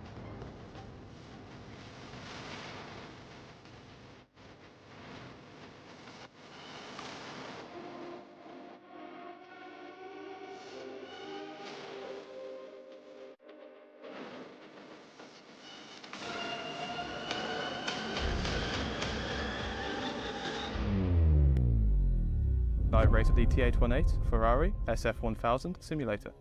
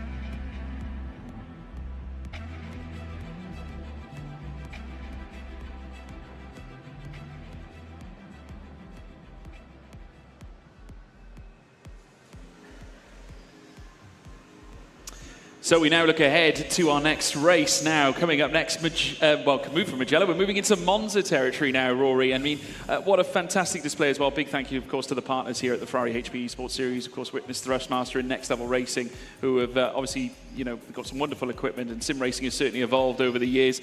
But, you know, we're at a point now here in this championship, the midway point. Now, this is make or break, Rory. Yeah, absolutely. We saw a fantastic race first time out and some surprises in there as well. We saw a couple of drivers from other sims. We saw Luke and we saw Aiden really pushing up to the front and banking those all-important points in a sim that they're not familiar with. But then also we saw a few issues. So some iRacing specialists, or one in particular, had an issue and was right down the back after that turn number one. But again, we just reset. This is interesting because we're on AC now, so Assetto Corsa, which had the smallest pool of qualifiers, didn't it? It only had one for each finalist, if you like, only one thing. So everybody else is, you know, it's game on. Yeah, well, let's check out this VT, Women's in Sim Racing. I'm Maya Berg, and I'm a driver in F1 Academy for the Scuderia Ferrari Driver Academy. And F1 Academy is racing in Singapore, claiming P2 with a brilliant start. Representing Ferrari is something I'm really proud of. The first time I put the t-shirt on, I just got goosebumps straight away because it's something everyone wants as a kid. Winning the FIA Girls on Track Rising Stars was a dream come true for me. It gave me the opportunity to make the step from karting to single-seaters. Of course, there's a lot of media coverage and a lot of attention into female motorsport at the moment, and especially F1 Academy are doing a really great job for us to show that it's possible. Maya Berg, a home podium for her. Esports motorsport has long been dominated by boys. Gender equality for Ferrari means to give opportunities to young girls to be part of our Driver Academy program in the motorsport environment. In 2021, we started a girls scouting program together with FIA to select them to enter our academy with the same selection criteria of the other young drivers. Esports is something that is getting closer and closer to reality. For sure, we will see more and more drivers coming from esports into real racing. And it is go! Great start from Walsingham. The gap between esports and real world racing is not that far apart, and I think it's great that series are starting to take notice of the fact that esports has a really large audience, and it's a brilliant way to get more eyes on each series and to get more people involved. Diversity inclusion for Ferrari also means being able to give opportunities to young boys and girls to find their path into motorsport. We need, of course, as Ferrari, to increase the number of young girls that start doing karting in order to find, on medium-long term, the top female driver of the future. There's a lot of people who maybe don't have access to these incredible opportunities. So by initiatives like these and by providing them with that platform, we could be finding the next best sim racer who could be anywhere globally. I think in 20 years' time, it would be great to have a woman in Formula One. It's been a long time. I think it's something that is definitely possible, and getting a more broad representation of every country, everywhere into esports, but also racing. Wow, fantastic there to see the women in motorsport. And also now, of course, sim racing. We're seeing now the impact it's having. We know that it is accessible, esports, sim racing in itself, Rory, but we're still making those grander strides ahead of making it more accessible for women as well. Yeah, it's fantastic to see Maya, Steph and Tiziana there leading the way, and it's fantastic for a brand like Ferrari to be at the forefront of this sort of stuff. About time too, I say. Of course, Maya Berg, also a trailblazer in her own right, competing in the realms of F1 Academy, and fantastic to see that. Also part of the Ferrari brand. But next up, of course, we do have to look ahead to our next race, which, well, first and foremost, qualifying, which is at the Essence. We're going to take you through Monza, which will be coming up next, the Temple of Speed, which is where we'll see the drivers making their way around a very fast-paced autodrome. Of course, very little in terms of cornering, plenty of straight-line speed, but the chicanes are the areas that tell the story. We've got the Rettifilio, turns 1 and turns 2. You then head around Curva Grande, where you venture through to the Roggia chicane. I'll then tee you up heading through the first and second Lesmo, where you then meet the Seraglio straight into Ascari at turns 8, 9 and 10, and then a long stretch down through towards Curva Alboreto, coming out of turn 11, which then sends you down to the home straight and taking that checkered flag. Of course, it's all about qualifying this time. Best times on the board, but we're on the Assetto Corsa platform this time, so we've deviated from iRacing. We're onto something a little new. It could be a challenge for a few drivers, Rory. Yeah, especially as we said, there's the least amount of qualifiers who came through from AC, Assetto Corsa. So everybody else in the pack is going to be, it's going to be their weaker sim. We've got iRacing specialists, ACC specialists, but a tiny amount of AC specialists. So it's going to be interesting to see how the non-specialists recover or continue their form following race number 1. Yeah, and obviously when we talk about certain areas on this track, certain hot points, we know the chicanes are very treacherous. We've seen it time on time. There is plenty of runoff at turn 1. You don't want to go there because, of course, it means track delete or lap deletion at that stage. So this qualifying, despite it being 10 minutes, despite there being plenty of opportunity for drivers to nestle in their fastest laps, you can't afford to dally because while, of course, it is a fast-paced circuit, that time can disappear very quickly. Yeah, we saw in that first race as well, qualifying is so important. You want to stay out of the trouble here at Monza. Even at our last race at Mugello, there was issues, and turn number 1 here is much tighter and they arrive at pretty much the same speed. So the chances of issues are very, very high. This man here, Will Chadwick, will be wanting to continue his form, but this is no longer his strongest sim. So it'll be interesting to see if he can continue his form, or is this going to be his first time not winning a race in this competition? Yeah, absolutely. What an astonishing moment it could be. And then we've already got a car off. They're heading through the first and second Lesmo, so not an ideal start already. Plenty of action already unfolding. We're already on the outlap, really, for the first the flying laps that we'll see. Now, this is the Ascari chicane. This is going to be one of the fastest apexes you will see on this track, coming out of the Seraglio straight, and then you burst down the back straight, leading through towards Curva Alboreto. This is where things can go pear-shaped, and Aidan Walshingham be hoping that things don't go pear-shaped for him. He pulled off a truly commendable result. May not have been a victory. His undefeated streak is over if we're factoring in the regional finals, but it was on a platform that he doesn't necessarily harness full-time, Rory. Yeah, you said it wasn't a victory, but it may as well have been. We spoke to him. We spoke to him, in the cool-down room there. Nina did, and he was very, very, very happy.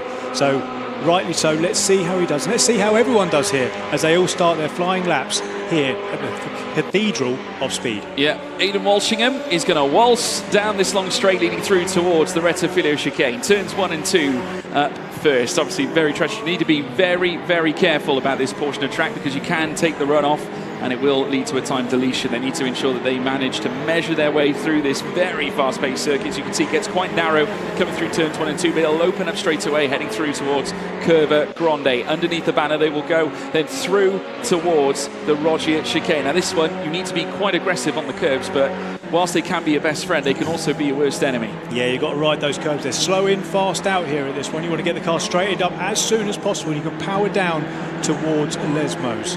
Yeah, it's a really, really difficult part of the track. You're going to see many cars going wide in quali as they push the limits, but also I wouldn't bet against somebody ending up in that gravel come the race time. No, not at all. You can just see the Lesmos are very, very treacherous. You see the sea of gravel there on the off track. You just see it there. In fact, this is going to be a very treacherous stage. There you go. Heading down the Seraglio, and already we saw one bail off there. We saw one at the very start during the outlap phase as well. Luke Whitehead, who was also, I must say, a decent result to kick things off in the iRacing category too. Someone who didn't perform during the regional finals, yet he's arrived here this time in the grand finale and finding some really good time as well as he makes his way. Oh, big swapper coming through the Ascari chicane, and there's a white Ferrari 488 that's now beached into the gravel on the far left, and luckily enough did not collect any cars with it, but we've still got more now coming up towards the line. Marcin Swiderek registers a 1:48.531 to kick things off here in this session. 6 minutes to go. Reyes goes second fastest, 1:48.751. Jacques Olivier now in third as well, 1:48 going his way. We've got McGinn in fourth. Walshingham goes into P6. Luke Whitehead responds straight off, nearly 2/10 quicker than Marcin Swiderek here at the very get-go, already halfway of qualifying gone. My word. So just for the viewers at home here, we're looking for the names. The AC specialists in this one are Swiderek, Olivier and Werner. That's Lucas Werner. So you'll see they're all sitting currently behind the ACC specialist and third place driver from last time out, and also his not on his sim, Luke Whitehead. So this is a massive statement from Luke. Let's see how Aidan's getting on. He's not doing as well as he did last time out on his not home sim, as we would call it. But yeah, fascinating again that Luke is currently provisional pole. And the story here is, certainly unbelievable. Luke Whitehead did not win a single race coming through the regional finals phase. If he was to achieve pole position in essentially on a platform that he has no right in being pole in, or even being a race victor at the very least, I mean, he's doing a grand job, nearly 2/10 clear of Marcin Swiderek in behind, but there are still more laps to come. Whitehead, of course, coming into this event, only 3 podiums to his name out to the regional finals phase, but he is a sensational talent. We've got Luca Losio. This, of course, once more, a home track for him. Of course, the resident Italian, now wearing the Ferrari shirt ahead of this grand finale we have here in the Ferrari Esports arena as he now flies down this next long straight. There's Losio in the black-coloured Ferrari 488. He now flies through Kerber Alboreto. Let's see what he can muster. 4 minutes and 20 left in the session. Whitehead still holding all the cards up at the top. Russell Reyes comes across the line, remains in third. He did at the very least. Jacques Olivier goes second fastest. Of course, this is his sim, as now we watch Losio peels off wide. Walshingham improves to fifth fastest. Great gain from Walshingham there in fifth spot now. Jacques Olivier back in the pits. Still Whitehead unperturbed right at the top. And while we look right at the top, let's look right at the bottom as well. Will Chadwick there, the winner last time out on the sim that he's familiar with, is in last place currently in qualifying here. And it goes to show the versatility you need. Luke is showing at the moment, Luke Whitehead, that he is strong on both sims that are not currently his own. Will Chadwick, and looks like at the moment that he's strong in iRacing, but does he have, and this is the challenge for him, does he have the versatility on this sim and the next one? It's going to be fascinating to find out. Huge swap of Aidan Walshingham coming through the Rog here, and I think he very nearly collected the blue 488 just in behind that was coming through as well. This is why in qualifying track position is essential, ensuring that you have got clean air in order to master or certainly register your best time. Luke Whitehead once again crossing the line. He's managed to elongate, as we said before, he was nearly 2/10 clear at the top. He's 4/10 clear now ahead of Jacques Olivier and pulling alongside Aidan Walshingham on the Seraglio straight. Now, I wouldn't say sixth place is a bad place for Walshingham to be right now, though I would imagine he's probably registered his final lap. We are coming into the very sensitive point now, 2 minutes and 50 to go, Rory. Yeah, and of course it cuts off immediately here, doesn't it? They're not going to get an extra lap with this one. I think it is going to be an okay position for him. I think he'll be happy with that. And sixth place here, as long as you can sit in the slipstream, it's okay. Pole might not necessarily be the best place here. Because it wasn't the best place at Mugello.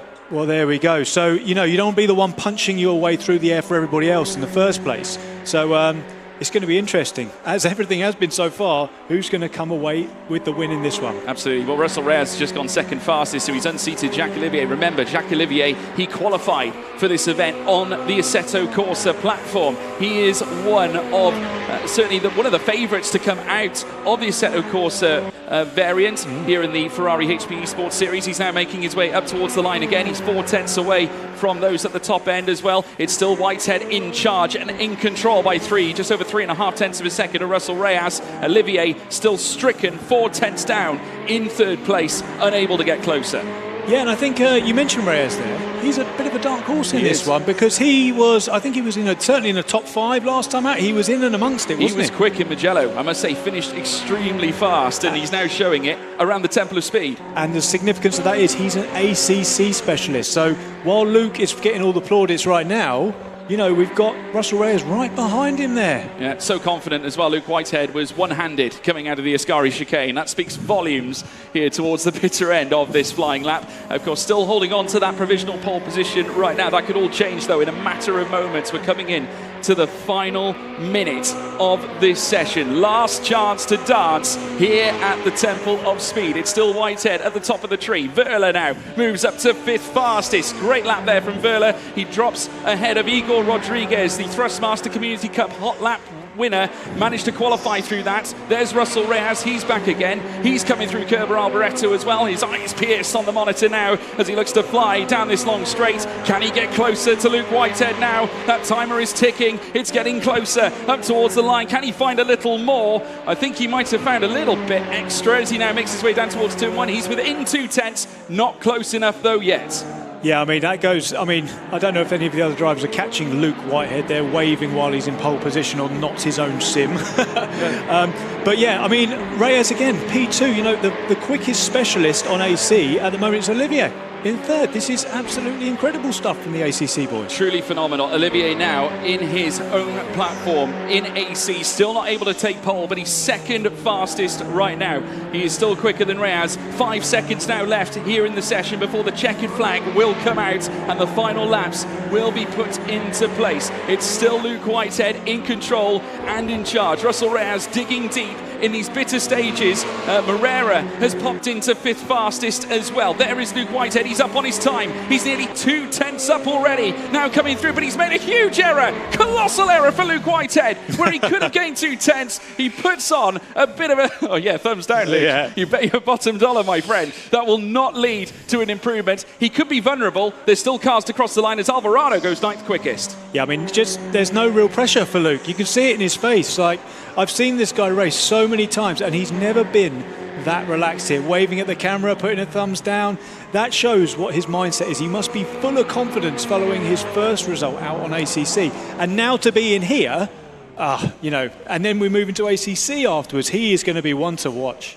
Well, they're all coming in to the pits right now, but there's still a few cars out on laps. Whitehead's in the pits. Rodriguez is in. McGinn is in as well. Rashmat, as well as Will Chadwick, who unbelievably is going to be starting from the back. Our race winner from Mugello, starting right at the tail end here of this race, leading up to Monza. Walshingham moves up to 8th fastest, manages to topple McGinn down to 9th. Alvarado still in the top 10. Rashmat just in behind. Remember, he's parked his car in the pits. Where's Jacques Olivier going to be, though? A young man from France who has already established himself as one of the favourites to come out of the Assetto Corsa section. He's going to look to go a little higher. He took 4 wins in the regional final. He will not add another time on the board. He will not take pole. It will be Whitehead for now, but there is still more to come in.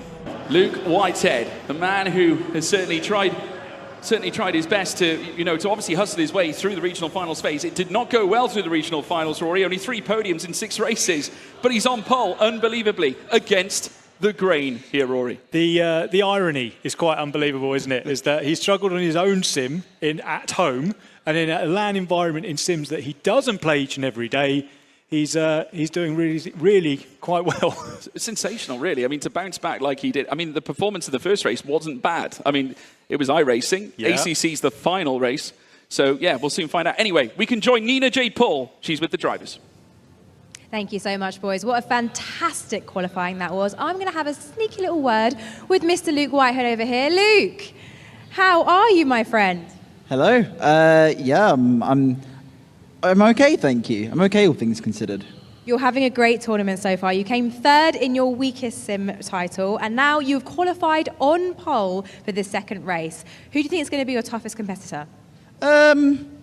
Myself, probably. No, I'm kidding. I like that answer. That's a deep answer. No, that was a horrible answer. No, you are your biggest competition. No, the guys around me are really quick, not to be underestimated at all. The quality margin was more than I expected, and that last lap would have been even quicker, but it's Monza, it's turn one, there's probably going to be a crash. So I just need to make sure I don't get caught up in it, and hopefully we can cruise. What's your game plan? Win. I think it's pretty simple. I think it's the same for the other guys as well. But yeah, as I say, quality is a good start. Let's just continue and drive away. All right, go well, Luke. You've also got an AC specialist behind you by the name of Jack Olivier. So I'm just going to run over and have a quick word with Mr. Olivier. Jack, how are you, my friend? How are you feeling? Yeah, feeling pretty well, yeah. Yeah, what's your game plan for this race? Well, turn one will be dangerous probably. It's always the case at Monza, so surviving turn one and then see where we are, and if I can go for the lead, I'll go for the lead. If not, I'll just sit for whatever I can.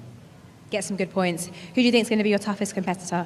I mean, it has to be Luke. He put it on pole, so he's the quickest, I guess. So that's the main competition, yeah. All right, go well, good luck. I think that's enough chit-chat from me. Let's get back to some racing action. George and Rory. Well, thank you very much, Nina J. Paul. And yes, the perfect appetizer ahead of this coming race. We have got Jack Olivier taking on Luke Whitehead at the front of the order. That is going to be a phenomenal battle heading down towards turn one. Yeah, absolutely. Great effort there, Nina, as well, getting her steps in, talking to the pole sitter and second place. It's going to be absolutely fantastic. And, you can see the demeanour of Luke here. He's super relaxed. The fact that this isn't his sim, I think has just made him so much more relaxed. But then Jack Olivier, I think the pressure's going to be on here. He's been upstaged in quali at least by Luke. So let's see, though. I mean, quali is one thing, as we know. Yeah. Racing is quite another. And, are the nuances of an AC race going to be in favour of the person who does it all the time? Or can Luke transfer his skills from his sim, ACC, to bring it home? We've seen a few, crossovers here that have panned out rather well. I mean, Aidan Walshingham, whilst obviously AC hasn't necessarily gone to plan, I think that iRacing result is going to be massive in the context of this championship. But Will Chadwick, what's he got to do, Rory? He's got to not come last. I don't know how he's going to deal with this mentally, because it must be such a shift. Right? I mean, last time I saw Will, he was doing donuts after his victory, and we almost said don't do them too early, and it seems like he may have done them a little bit early, because now he's looking upwards rather than backwards. Yeah, incredible. He's got a long way to go, here's Will Chadwick. I mean, he only has to look forward. That's the advantage of being in this scenario, I suppose. But yes, plenty of action to be had, folks. We've got the race coming up very, very shortly around the Temple of Speed. A very short lap.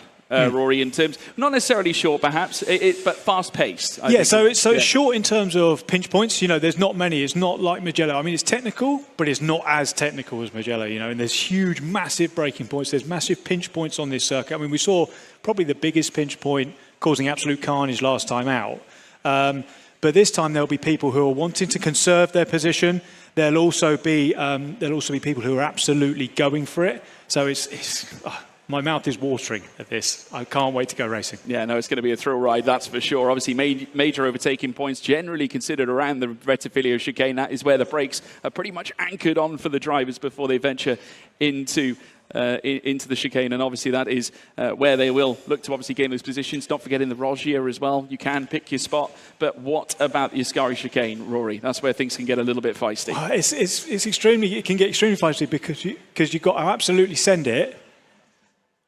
We've got to absolutely send it, but then also, you've got to keep it on the end. But, one thing that we haven't discussed is how you can get involved with this for next year, right? Absolutely. It's coming up again, folks. Next year, you can, of course, register your interest. You can see the QR code just underneath for the Ferrari Esports Series of 2025. Be sure to get involved, folks. Make sure you scan that QR code and get involved should you wish to get involved, and why not? Being in an arena such as this, what an opportunity, that's for sure. But yes, and I'm sure we'll be witnessing many drivers are going to take an opportunity as we look ahead to Monza very, very shortly. It's nearly race time now. I was just registering my interest. You're registering? Oh, right. Fantastic. Rory's already registered his interest for next season, which is fantastic. But we're just taking in the grandeur of this fantastic arena. I mean, what a place to be. The atmosphere is obviously bubbling here. Plenty of drivers now behind their rigs, getting set. Obviously, it's all about setups here as well, Rory, as we proceed into the race. Now, all 6 lights are lit. Here at Monza, we put pedal to the metal, and it's go, go, go, go, go, and a great start indeed. Well, it looks to be the case. They make their way down through towards turn 1, relatively clean, no messing, as they head down towards turn 1. It's Luke Whitehead at the head of the order, Jacques-Olivier. We got Verla there looking to make a move as well. Oh, goodness me, and a huge spinner, and he might collect a few cars. That's Marcin Swiderek, who I think has been caught. Russell Reyes trying to move up the order. Olivier comes out in second. It's Whitehead who leads the way here on the opening lap. Wow, and that was what we were talking about before. It was all important getting that quali. Luke said he needed to avoid the issues at turn 1, and he did. I think it was Francis McGinn there, got a great start, and then he just got onto the grass a little bit, spun round, allowing Whitehead and Olivier to get out front. We've got one of the Verla brothers who unfortunately has been also taken to the back of the grid. McGinn also back there as well. Will Chadwick has managed to move up to 10th, so he's gained 5 places. Luca Losio is also moving his way up. He's moved up to 7th. Caleb Hyde's ahead of Alvarado. We got Rashmat up to 11th. Cody Deeth also filtering around in the bottom 5 as well, as McGinn is up at the sharp end. But it's Whitehead who leads the way. Olivier in second. There's a 7/10 to 8/10 of a second gap between Whitehead and Olivier right now. And all that Whitehead needs to do, we know what he's like. If he's in front, he's dangerous. Yeah, absolutely. It's exactly where Luke wants to be all the time. Whatever race he's in, he wants to be out front. And the first thing he'll be trying to do is look how much he's cutting that chicane. Absolutely incredible. Really on the edge. First thing that he'll be wanting to do is break that slipstream. And the first thing Olivier will be wanting to do is to hang on to Luke and that slipstream. He's already 9/10 up already. He's got a big job on his hands. Yeah, as we move back here on AC, it also witnesses a return of the 488 Ferrari as well. Back to 8 cylinders as opposed to the 6-cylinder we used for the 296. And this car really can pack a punch down the long straight through towards turn 1. But look at this, we've got some jostling here with Aidan Walshingham, who, remember, finished runner-up as we've got a few cars now entering the pits. No doubts for repairs. We've got Verla coming in, we've got Rashmat coming in, Alvarado as well. But a 3-way fight is now starting to blossom as we now watch now as Luca Losio comes under pressure. Walsingham in this as well. Look at Chadwick, who's also in the mix of this too, as they now look to battle over 7th and 6th place by the looks of it. Still 7th for Losio. Back comes Walshingham. Walshingham up into 7th with Chadwick now up to 8th. Losio losing out twice. Absolutely incredible battling there down the front section. They kept it nice and clean, which is good. Much better than we did at Mugello, but yeah, fantastic racing all the way. It's funny to see, interesting to see, how many people came into the pit. So because of the scoring system here, every single point counts. So they're going to come in and they're going to try and battle for every single point with a fresh car. But right now, let's have a look who's in the driver's seat. We've got Whitehead, obviously, but then we've got Reyes in 3rd place still, who's probably now his closest championship rival. I would never, ever write off Russell Reyes here at this stage, of course. Has competed in GT competition at its highest level in Asia, and also a winner at Bathurst. We mentioned it earlier on today as well. That was back in 2023 last year, but I'm sure still harnesses that same level of speed and talent, even here on the AC platform, as we now watch them head down the Seraglio straight in towards the Ascari chicane. Walshingham fresh off the back of depositing Losio down into 9th with Will Chadwick moving up. Chadwick has had a phenomenal start, already up halfway through the field. He started 16th, he's now 8th. Yeah, after 3.5 minutes, he certainly needed that, didn't he? He kept looking over to us, didn't he, George, when we were doing our comms just before the race, and he didn't look all that confident. So he would be very, very happy. But that's with Luke out front, Reyes in 3rd. He needs to push on. He's got Walsingham right in front of him, who's also done really, really well so far. So there's just so many storylines here. It's absolutely fantastic. Yeah, the fastest laps also coming in to Walshingham, actually turning on the style, as is Losio and Caleb Hyde. So this is where the slipstream comes into play. Losio now being certainly approached up upon by Caleb Hyde, who is looking to try and help himself to a position gain here in this top 10 as he now goes side by side here, this time with Losio coming out of the Rettifilio chicane. Caleb Hyde up into 9th, Losio down into 10th, but it could all change come the end of Curva Grande. Yeah, I mean, Hyde's got nothing to lose, has he, after the unfortunate events of race 1, wasn't it? Yeah. So yeah, he's got nothing to hide. He's just got to absolutely go for it. Very much like Will Chadwick had to in the first instance. Let's have a look here. Wheel to wheel, heading into the Rogier now. They stay side by side. You just see the glowing brake disc as well. They make contact, and look at this. Losio running off wide off track, and up goes McGinn, up into the top 10. More points gained for the Scot. Yeah, I mean, he just went to the inside, went to defend the inside, which then defends the outside, which then gives him the inside for the second part of that chicane, and then just run the other car out of road, which is absolutely fine. You can do that. But yeah, you go from an overtaking opportunity to losing places, so you've got to be so careful around here. Yeah, certainly do. Very fast pace, but it can come to a very abrupt stop very quickly as we peel down the Seraglio straight in towards Ascari once more. It's still Whitehead out in front. Just look at the unassailable gap he's managed to pull out ahead of Jack Olivier. The Frenchman now 1.6 away from our race leader, and Russell Reyes 1.1 away from him. The closest battle is between Moreira and Rodriguez in the top 5. Yeah, I think with Whitehead pulling away, Olivier's got, Reyes is keeping him honest, to be honest. He will be on him and thinking, right, Luke's gone probably. There's no chance of getting him back now that he's not got the slipstream. So Reyes could well get into his slipstream, and then he could have a problem here. But it'd be absolutely fascinating if 2 ACC guys dominate on AC. And this could be the provisional championship lead here for Whitehead come the end of this race as well, as we watch McGinn now move up past Caleb Hides as well, around the outside, coming through down the long straight, leading towards turn 1 at the Rettifilio. And McGinn making a solid manoeuvre. Obviously had to really grind to work his way back up through the field. Verlet, Rashmat, Deeth all setting fastest laps, as is Alvarado. So the pace starting to quicken here at Monza. Already though, Whitehead also showing his true pace. He's 1.6 now, nearly 1.7 ahead of Olivier, and that gap only shows signs of going outwards. Yeah, I mean, it's almost 2 seconds now. You can really see him attacking those curves. He's got so much confidence. It amazes me on a sim that is not his, how much confidence he's got. He's using all the track and maybe even a little bit more.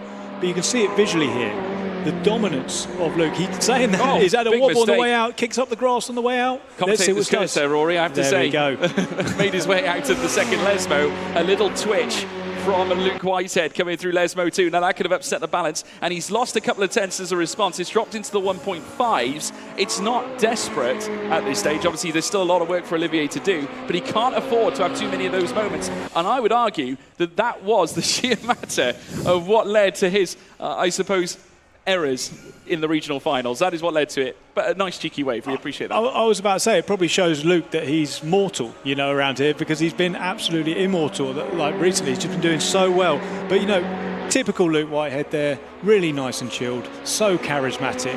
He's just putting on a bit of a show at the moment, and he looks like he's enjoying himself. Well, fancy this. I mean, moving into the AC platform, we've yet to see him on his best at the ACC platform. So that's coming up next, folks. So do not go away, whatever you do. Of course, fastest laps coming in. We got Olivier now registering his. Moreira goes purple as well. Walshingham also turning on the style. He's not out of this battle for the top 5 just yet, though he has got 3.4 seconds to find with 12 minutes and 20 left to go in this race. Caleb Hyde's also registering a fastest lap, as is Luca Losio.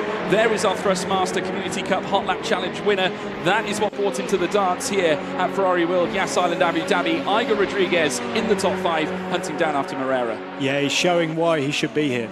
Like, out of all the thousands of people who applied through that avenue, the time trial, he's doing really, really well. He had an issue last time out, so he was showing some form, and then he got caught up in some issues. But yeah, he's doing well. Right, let's have a look here. Let's see what's going on. Luca Losio having a look on Caleb Hyde's coming through to the Rocher chicane, so he really needed to test that brake again. He left it quite late, I think, Rory. Yeah, he just. But then also, Hyde's got a little bit deep. I thought he was going to be alongside coming to Lesmo, but not. But they're fighting for every single position. Of course, F1 points apply for those who are familiar. And yeah, just every point counts. And we're halfway through now, almost. We're halfway through. So we're at the halfway point of this championship already. That shows how quick this is going. And every point matters. It certainly does. Every point does matter, and it will, of course, remember, all points provisional at this very early stage. We will, of course, reach the crescendo at the end of the championship later on today. Oh no! That is Caleb Hydes, I think, who's gone off there. Luca Losio moving up into 10th. And that is a sorry story for Caleb Hydes, one of our 2 Australian competitors coming here. Of course, they've had a long flight to get here. They went from Brisbane to Sydney. They arrived in Abu Dhabi, but it's sorrow here in race 2. Yeah, it's going to be an even longer flight home, unfortunately, after that one. A terrible first couple of races. Great job from the cameraman there. Is that camera person's curse? It could be the camera person's curse. Who knows? We'll wait and see. We'll quiz them after the race.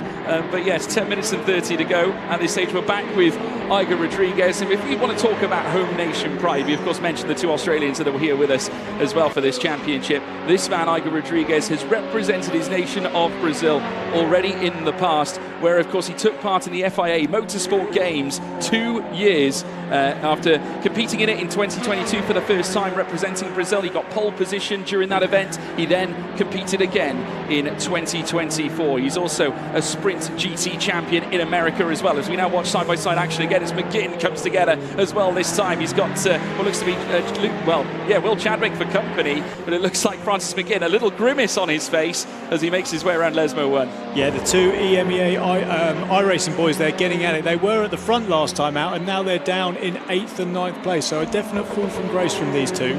But no love lost, no camaraderie there from the iRacing boys. They are going hammer and tong. Let's see if Francis can come back at will. Well, I mean, this is a personal battle here at this point. McGinn wants to notch Chadwick down a peg or two, and he's going to try and swap, heading down the Seraglio Straight, heading in towards Ascari. Surely not side by side, going through to the next left. Could not quite find the leverage. The momentum failed him, but he might have slipstream heading down towards Kerber Alvaretto. Will Chadwick has got to be on high guard, but that might be for naught, because here comes McGinn once more. He's got the drag, the slipstream, the 488 is singing for him right now as he looks around the outside. The two iRacing hopefuls come together as they now ride through this final bend before tackling the home straight. The switchback, it looks delicious here for Fran McGinn as they now fly down once more. They'll remain wheel to wheel as they head down the Rettifilio, Rory. Absolutely fantastic. A classic move there. Oh, there's so much. The track is so wide, they still managed to touch.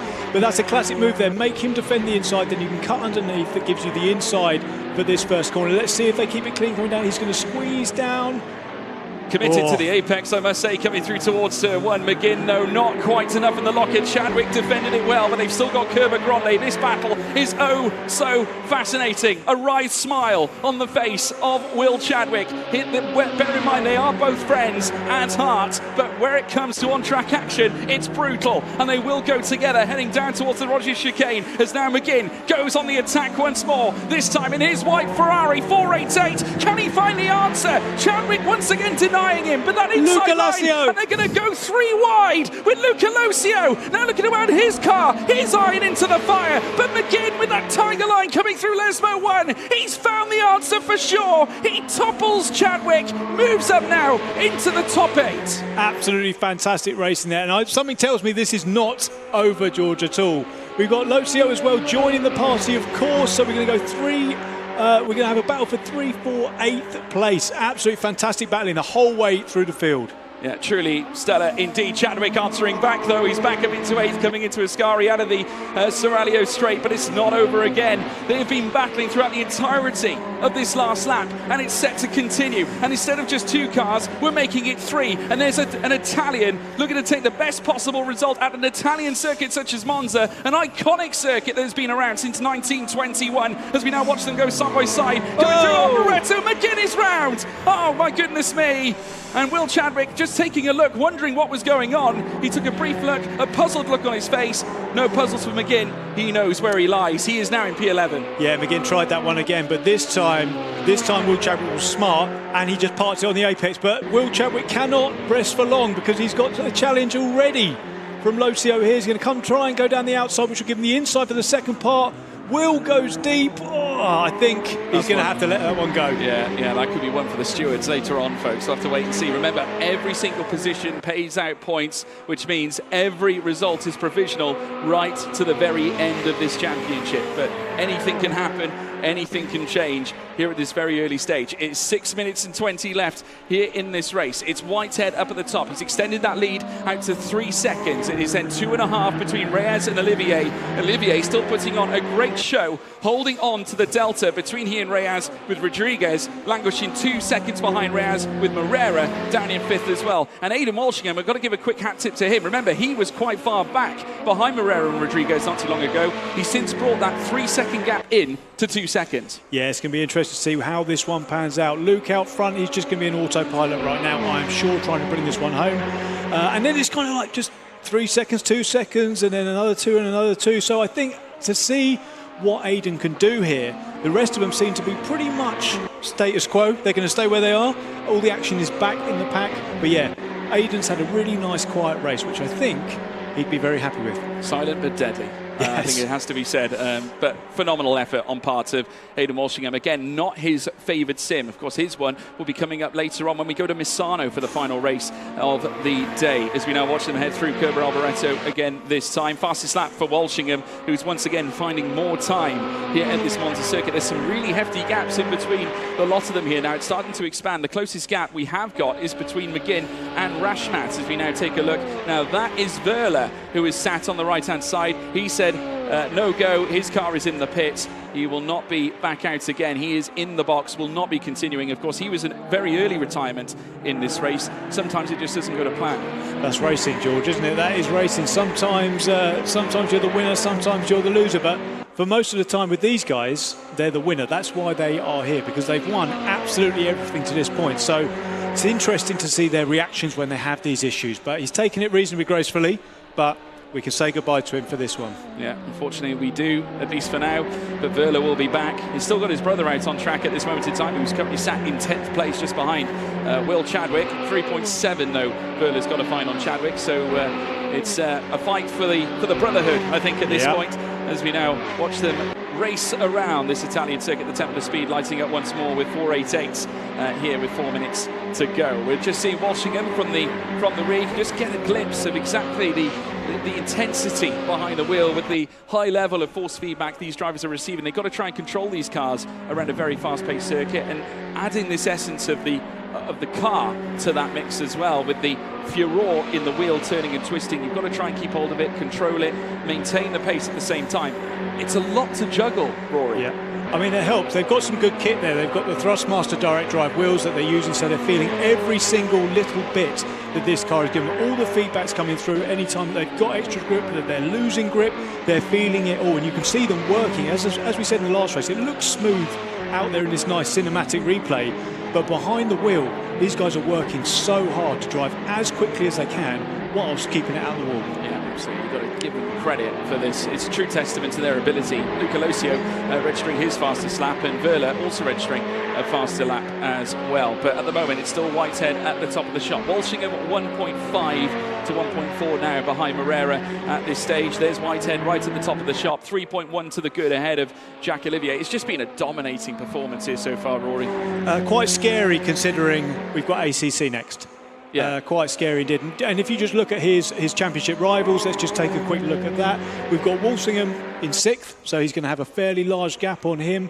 And then we've got Chadwick in 9th as well. I mean, Reyes is probably his closest rival here, but he's not been that close, has he? He's been close, but not close enough. I mean, Luke looks in pole position here going into that final race, his strongest sim as well. I mean, you're setting the tone, aren't you, for the remainder of the championship already, with 2 races where you've managed to scoop up 2 podiums. I mean, that is sensational. To do that in this sort of environment against other drivers that are probably more of an expert to this platform than anything else. But if you want to hear about Luke Whitehead's performance coming into this, of course, first 3 races went well. When we went to Watkins Glen in the regional finals, he took 3rd place in race 1, race 2, and indeed in race 3. Did not score a single podium. His worst result being P11 back at Silverstone in round 2, race 1, and then after that, P4 in round 2, race 2.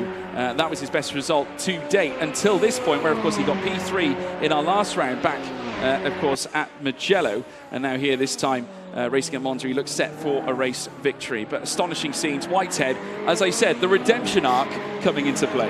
Yeah, it doesn't matter how you get here. It's what you do when you are here that matters, and Luke is showing that more than anybody else right now, because you've had the people who've had perfect runs to this, and then it's all just gone a bit wrong. But one thing that we must talk about with this, Luke has been, I wouldn't say lucky, but he has been lucky to stay out of trouble. There's been some really, really quick drivers who've got caught up here and had their day ruined. And because of the way the point system works, it's not like he's won it yet. You know, you can have one issue, especially around a track like Misano, that is notoriously difficult to overtake at. You know, one issue, one spin, one not getting caught by somebody else, and all that hard work could be for nothing. Yeah, you're absolutely spot on, Rory. And Whitehead, though, in control again. It has been thrown out again. The gap now 3.8 between Olivier and Whitehead. It's still going outwards right now. Reyes working hard to try and close the gap between he and P2 right now. Rodriguez, 4th place, 1.8 at the moment behind Reyes in 3rd. Moreira, 2.4. Then Walshingham, who has now managed to break to within 7 tenths of a second. Now, we mentioned that he was gaining on the back of the top 5. There could be some last gasp fireworks here once more from Aidan Walshingham. Yeah, if Luke gets round for one more lap, I'm not sure he will at this point. But if he does, then it could be quite interesting. Let's see here. Luke's coming around the final corner here. We've got 10 seconds for him to cross the line, George. Yeah. Do you think he'll do it? Well, we'll soon find out now. The timer is ticking. Let's see what Whitehead brings to the table. A matter of seconds now start to sort of fend away as now Whitehead makes his way up towards the line. He will now begin the final lap of the race. Olivier still down in second place. Reyes there as well. Walshingham putting in the fastest lap. He is persevering after a top 5 finish. There could yet be some final lap drama with Moreira staring at Aidan Walshingham in his rearview mirror. Yeah, Moreira did not want that. Luke there could have lifted off. You know, he passed the line with maybe 1 second or 2 seconds, but he hasn't. It's like when Michael Schumacher did for his brother. He passed the line just to give him one more opportunity. So let's just keep an idea on what's going on there. Whilst Leandro Verla is trying to make a move. Yeah, Leandro Verla now around the outside of Will Chadwick. Now Chadwick has been on the end of other brunts with Francis McGinn. Goes very deep though at turn 1. Now he might pay the price for that. I'm sure there'll be a wag of the finger from the stewards over that one, but Will Chadwick running very deep, heading in towards turn 1. Verla comes out on top in that exchange. P9 now for Verla. I would imagine Chadwick might be in a little bit of trouble as well. Potentially with that one. It's not the first time we've seen that either. I don't think it's anything malicious. He's just broken as late as he can, defending for every single point. It's not so much him, it's probably the occasion and the prize that's on the line. But let's have a look here. It's interesting to see what's going up front. Walshingham now is just 0.3 of a second behind Moreira. He's getting closer and closer every moment here so far. We've only got a small matter of 1 sector left here in this race at Monza. Here we're going to look to bring an end to the AC platform here at the Temple of Speed, and the 2 cars all dressed in yellow are now looking for a golden run, heading down towards Kerber Alboreto. But we've got to look, as we now watch this battle unfold, we've got to go to the top, because Luke Whitehead, for the first time in the Ferrari Esports, the Ferrari HP Esports Series, he's going to take victory here at Monza. But it's wheel to wheel here between Walshingham and Moreira. He had one last chance to Aidan Walshingham, and he looks like he might have taken it. P5, surely going Walshingham's way. He waltzes into the top 5.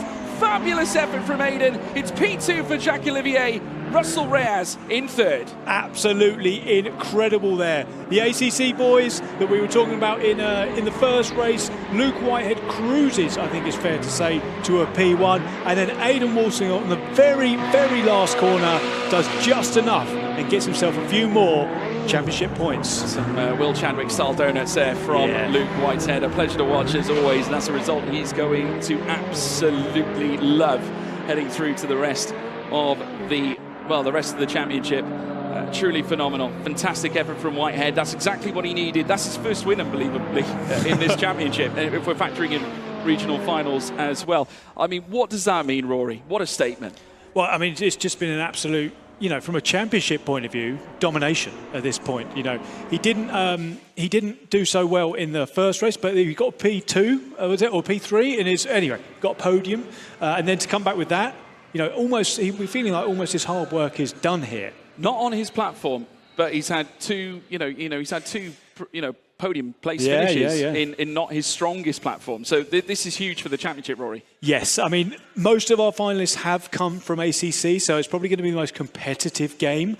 But Luke, as we know from previous, from other series, he's the cream of the crop on ACC. His biggest rival, probably in ACC, is the guy sitting right behind him, Aidan Walshingham. Yeah, absolutely right. And also, we got to factor in Luke Whitehead's real-life racing career as well. Was started as a karter, eventually went into British F4. He's factored in some of those strengths into sim racing, and they have paid off. Prior to this, he's had championship victories in the past. He's an accomplished GT sim racer, is Luke Whitehead. He's almost waiting for this opportunity to really get onto the big stage and really pull off a result like this. Yeah, I mean, he's been waiting long enough. He's just a racer, whether it's in real life or whether it's in sim. Luke Whitehead is just a racer, and a dominant one at that, as we've seen. Yeah, unbelievable. The drivers now making their way to the back room as well. I'm sure we'll be catching up with them later on. But Rory, now that we've had the first 2 races done and dusted, obviously this is where we start taking a look at the final points of the championship. Certain drivers will be feeling a little bit more positive than others. but we're heading to a track next like Misano. I mean, what a way to end a series. Yeah, it's going to be fantastic because qualification is going to be so important. So we've got Luke, obviously, Luke Whitehead, we've got Aidan Walsingham, and then we've got Reyes as well, who's done very, very well. And they're all ACC specialists, if my notes are correct, which I think they are. So it's going to be fantastic to see how these three guys do. I mean, not counting anyone out, but yeah, it's going to be interesting. Let's have a look here and see what they're saying. Oh my god, wait, what the hell happened in turn 1? How did someone spin? Yeah, bro, someone jump started. Yeah. And then someone got spun. Went to the grass and spun out. Who was it that spun? It was a white car. Yeah, I think Ferrari. Yeah, got lucky there. Yeah, you had to cut, didn't you? Nah, I didn't cut. You know what's quite funny though, is when I stopped cutting a Starry, I really lost it. It doesn't lose the line. It's pretty safe with no cuts, I guess. Yeah. Were you using the curve on the chicken? All of it? Yeah, every now. 3 times. You too? No. Well, no, because I thought we couldn't. We specifically asked, and they said no, we can't do it. So. I mean, when I looked at the replays when I was taking that curve, it was stupid. Yeah, that makes sense. But like, yeah. Because I was going to say, because you can literally cut, like if you cut it properly. Well, just we got some live pictures there from the chill zone, as we all call it. But yeah, immense. Obviously, the drivers getting feedback, looking and sort of discussing, certain points of their races. And we saw Russell Reyes certainly getting into conversations around taking the curbs. Now, we saw a little bit of that in qualifying as well. But in the meantime, we're going to head down and talk. Nina's going to talk to some of the drivers. Absolutely. What a fantastic race that was. Will Chadwick, can I nick a word with you, my friend? Can do if you want. Not the race result you would have particularly wanted, but you did well. How did you find it? Well, I qualified last, so that doesn't really help. But we were up a few positions after the first lap, and it was my worst sim. Not to say ACC is going to be that much better, but hopefully we'll do a bit better in the next race. But it wasn't too bad. We made a few points up. What do you reckon on that last move on the final lap when you got overtaken? I braked. He braked a bit later. I then released the brake a little bit to go a bit later. And then he obviously had to go off the track and kept the position, but that is what it is, it's racing. Well, it's not over until the stewards sing, guys. What's your game plan for ACC? Drive faster and score more points. It's a good game plan. Aidan, can I nick you, my friend? You gave us some good race action on the final lap there. How you feeling? Pretty good. I feel like recovered pretty well given the time lost in the first lap.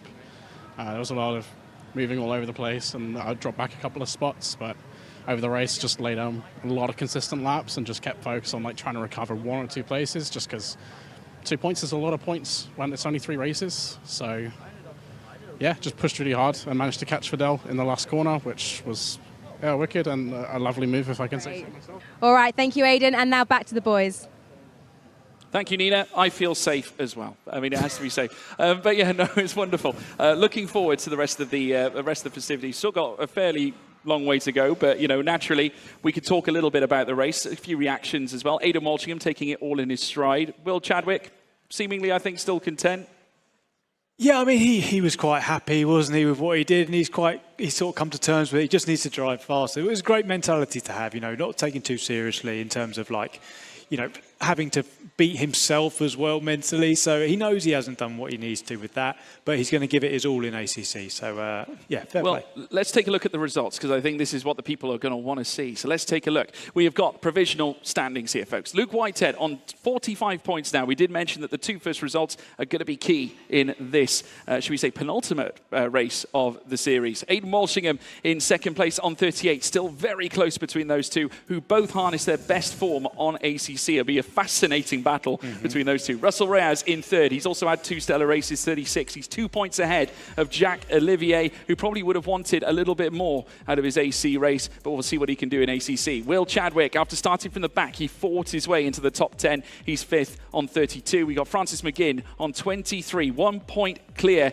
of Leandro Verla down in 7th place. And then Igor Rodriguez, who qualified through the Thrustmaster Community Cup Hot Lap Challenge, 19 points for him, and he currently sits in 8th. It's still furiously close up at the top, Rory. Absolutely. I was just looking at the points there.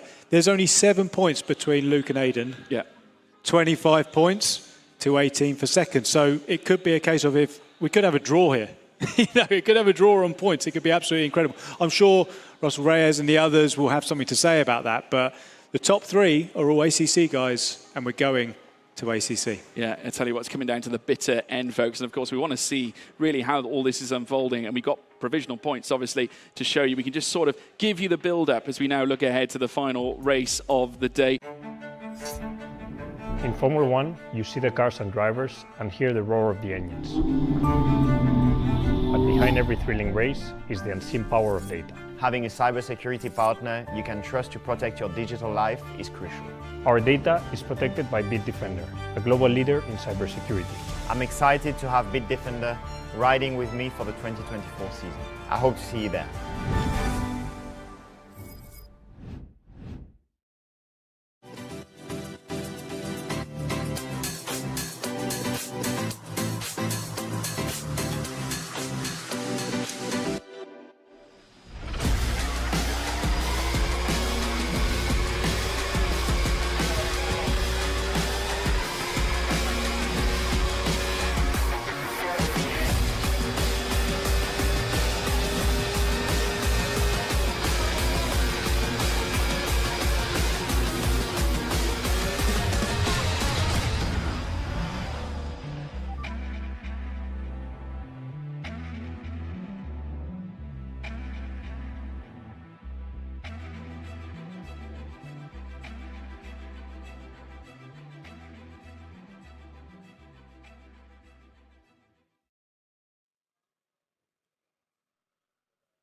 Well, 2 races down, just 1 more to go to decide a champion. And I must say, it's getting spicy up at the top. George Morgan, of course, here with Rory Alexander. Rory, we've just come off the back of 2 sensational races. Obviously, we just witnessed a fantastic one as well at Monza. The Temple of Speed never fails to impress. And I have to say, an excellent opportunity for Luke Whitehead.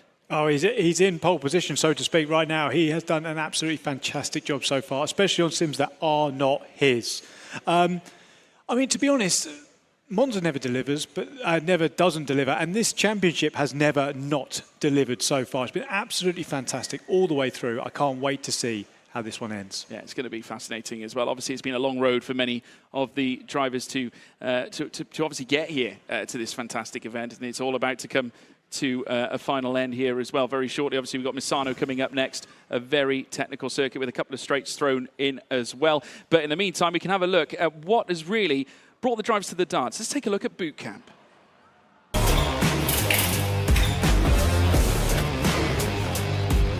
Let's get this boot camp started. Esports, just like in any sports, having a good training program is essential for your performance on the virtual track. When we are training, we are used to drive for sometimes hours on end. So it's important to have that physical support and the physical training. It's crucial to extract all of the performance out of it. Here's an onboard lap of Mugello. And then left, down the hill.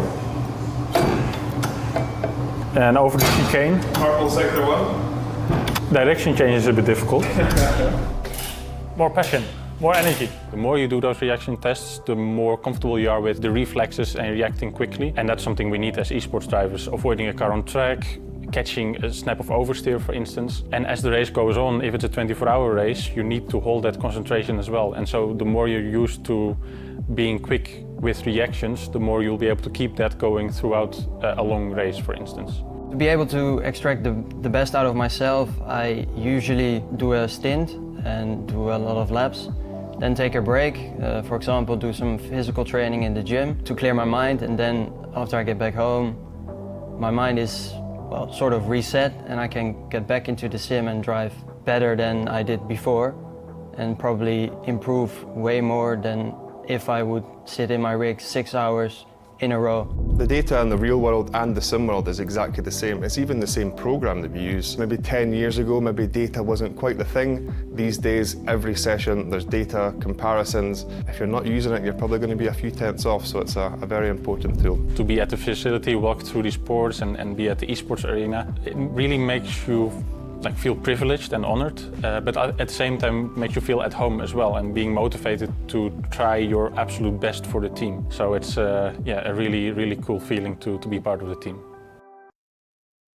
Something I can definitely do with, I think, is the odd bit of boot camp training. But phenomenal to look behind the scenes and see Isaac Gillison, the likes of Graham Carroll as well, stalwarts of the Ferrari HP Esports team going at it. And that just goes to show what is really put in to play to become a top-level professional sim racer. And, you know, once again, we've got some fantastic quality drivers here who are looking to become part of the fabric of that team alike. And they'll be going through the same motions as well, Rory. Yeah, I mean, it goes to show what it takes to get to this level, but it also shows what you get when you reach the pinnacle. You know, the strength and conditioning stuff, all the, you know, all of the, you know, reactionary stuff, all the facilities they've got the same as the Ferrari Driver Academy drivers. So yeah, that's a serious thing. It keeps them at the absolute top of their game. Yeah, obviously some of the best and brightest even F1 drivers could be from all walks of life. Of course, Ferrari involved in all echelons of motorsport as well.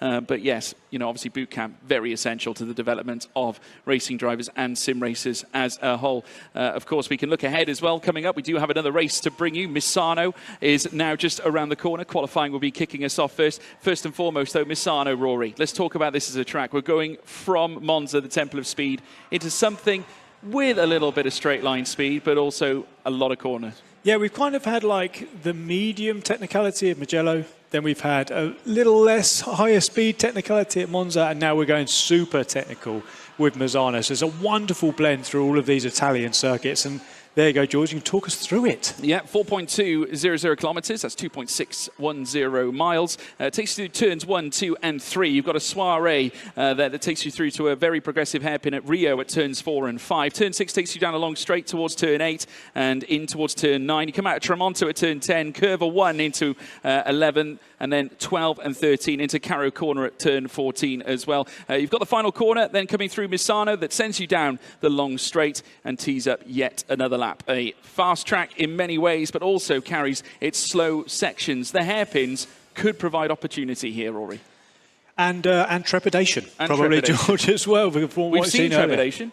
Absolutely. I think you've got to look at the likes of Luke Whitehead. I think that, you know, obviously he has been a phenomenon, I think, stepping into this. But you could not cross out Aidan Walshingham. But from my own personal view, Whitehead's going to be tough to stop. Yeah, I mean, we were expected to talk about drivers to watch later on, but the drivers that we are wanting to watch, we've been watching all along. You know, Luke, Aidan, Reyes as well. You know, these guys are all ACC specialists, and they are going to be right at the front of this one. But quali, first and foremost, is going to be so important. Yeah, obviously heading on to the Assetto Corsa Competizione platform this time. Of course, it's going to be our last platform that we're going to be witnessing here in the Ferrari HP Esports Series, and we will decide a champion, of course, at this point. But yes, we have got a fascinating battle up the sharp end. Minimal points between Luke Whitehead and Aidan Walshingham, both of them on their best platform. Absolutely, and you know, they battle all over the place all the time.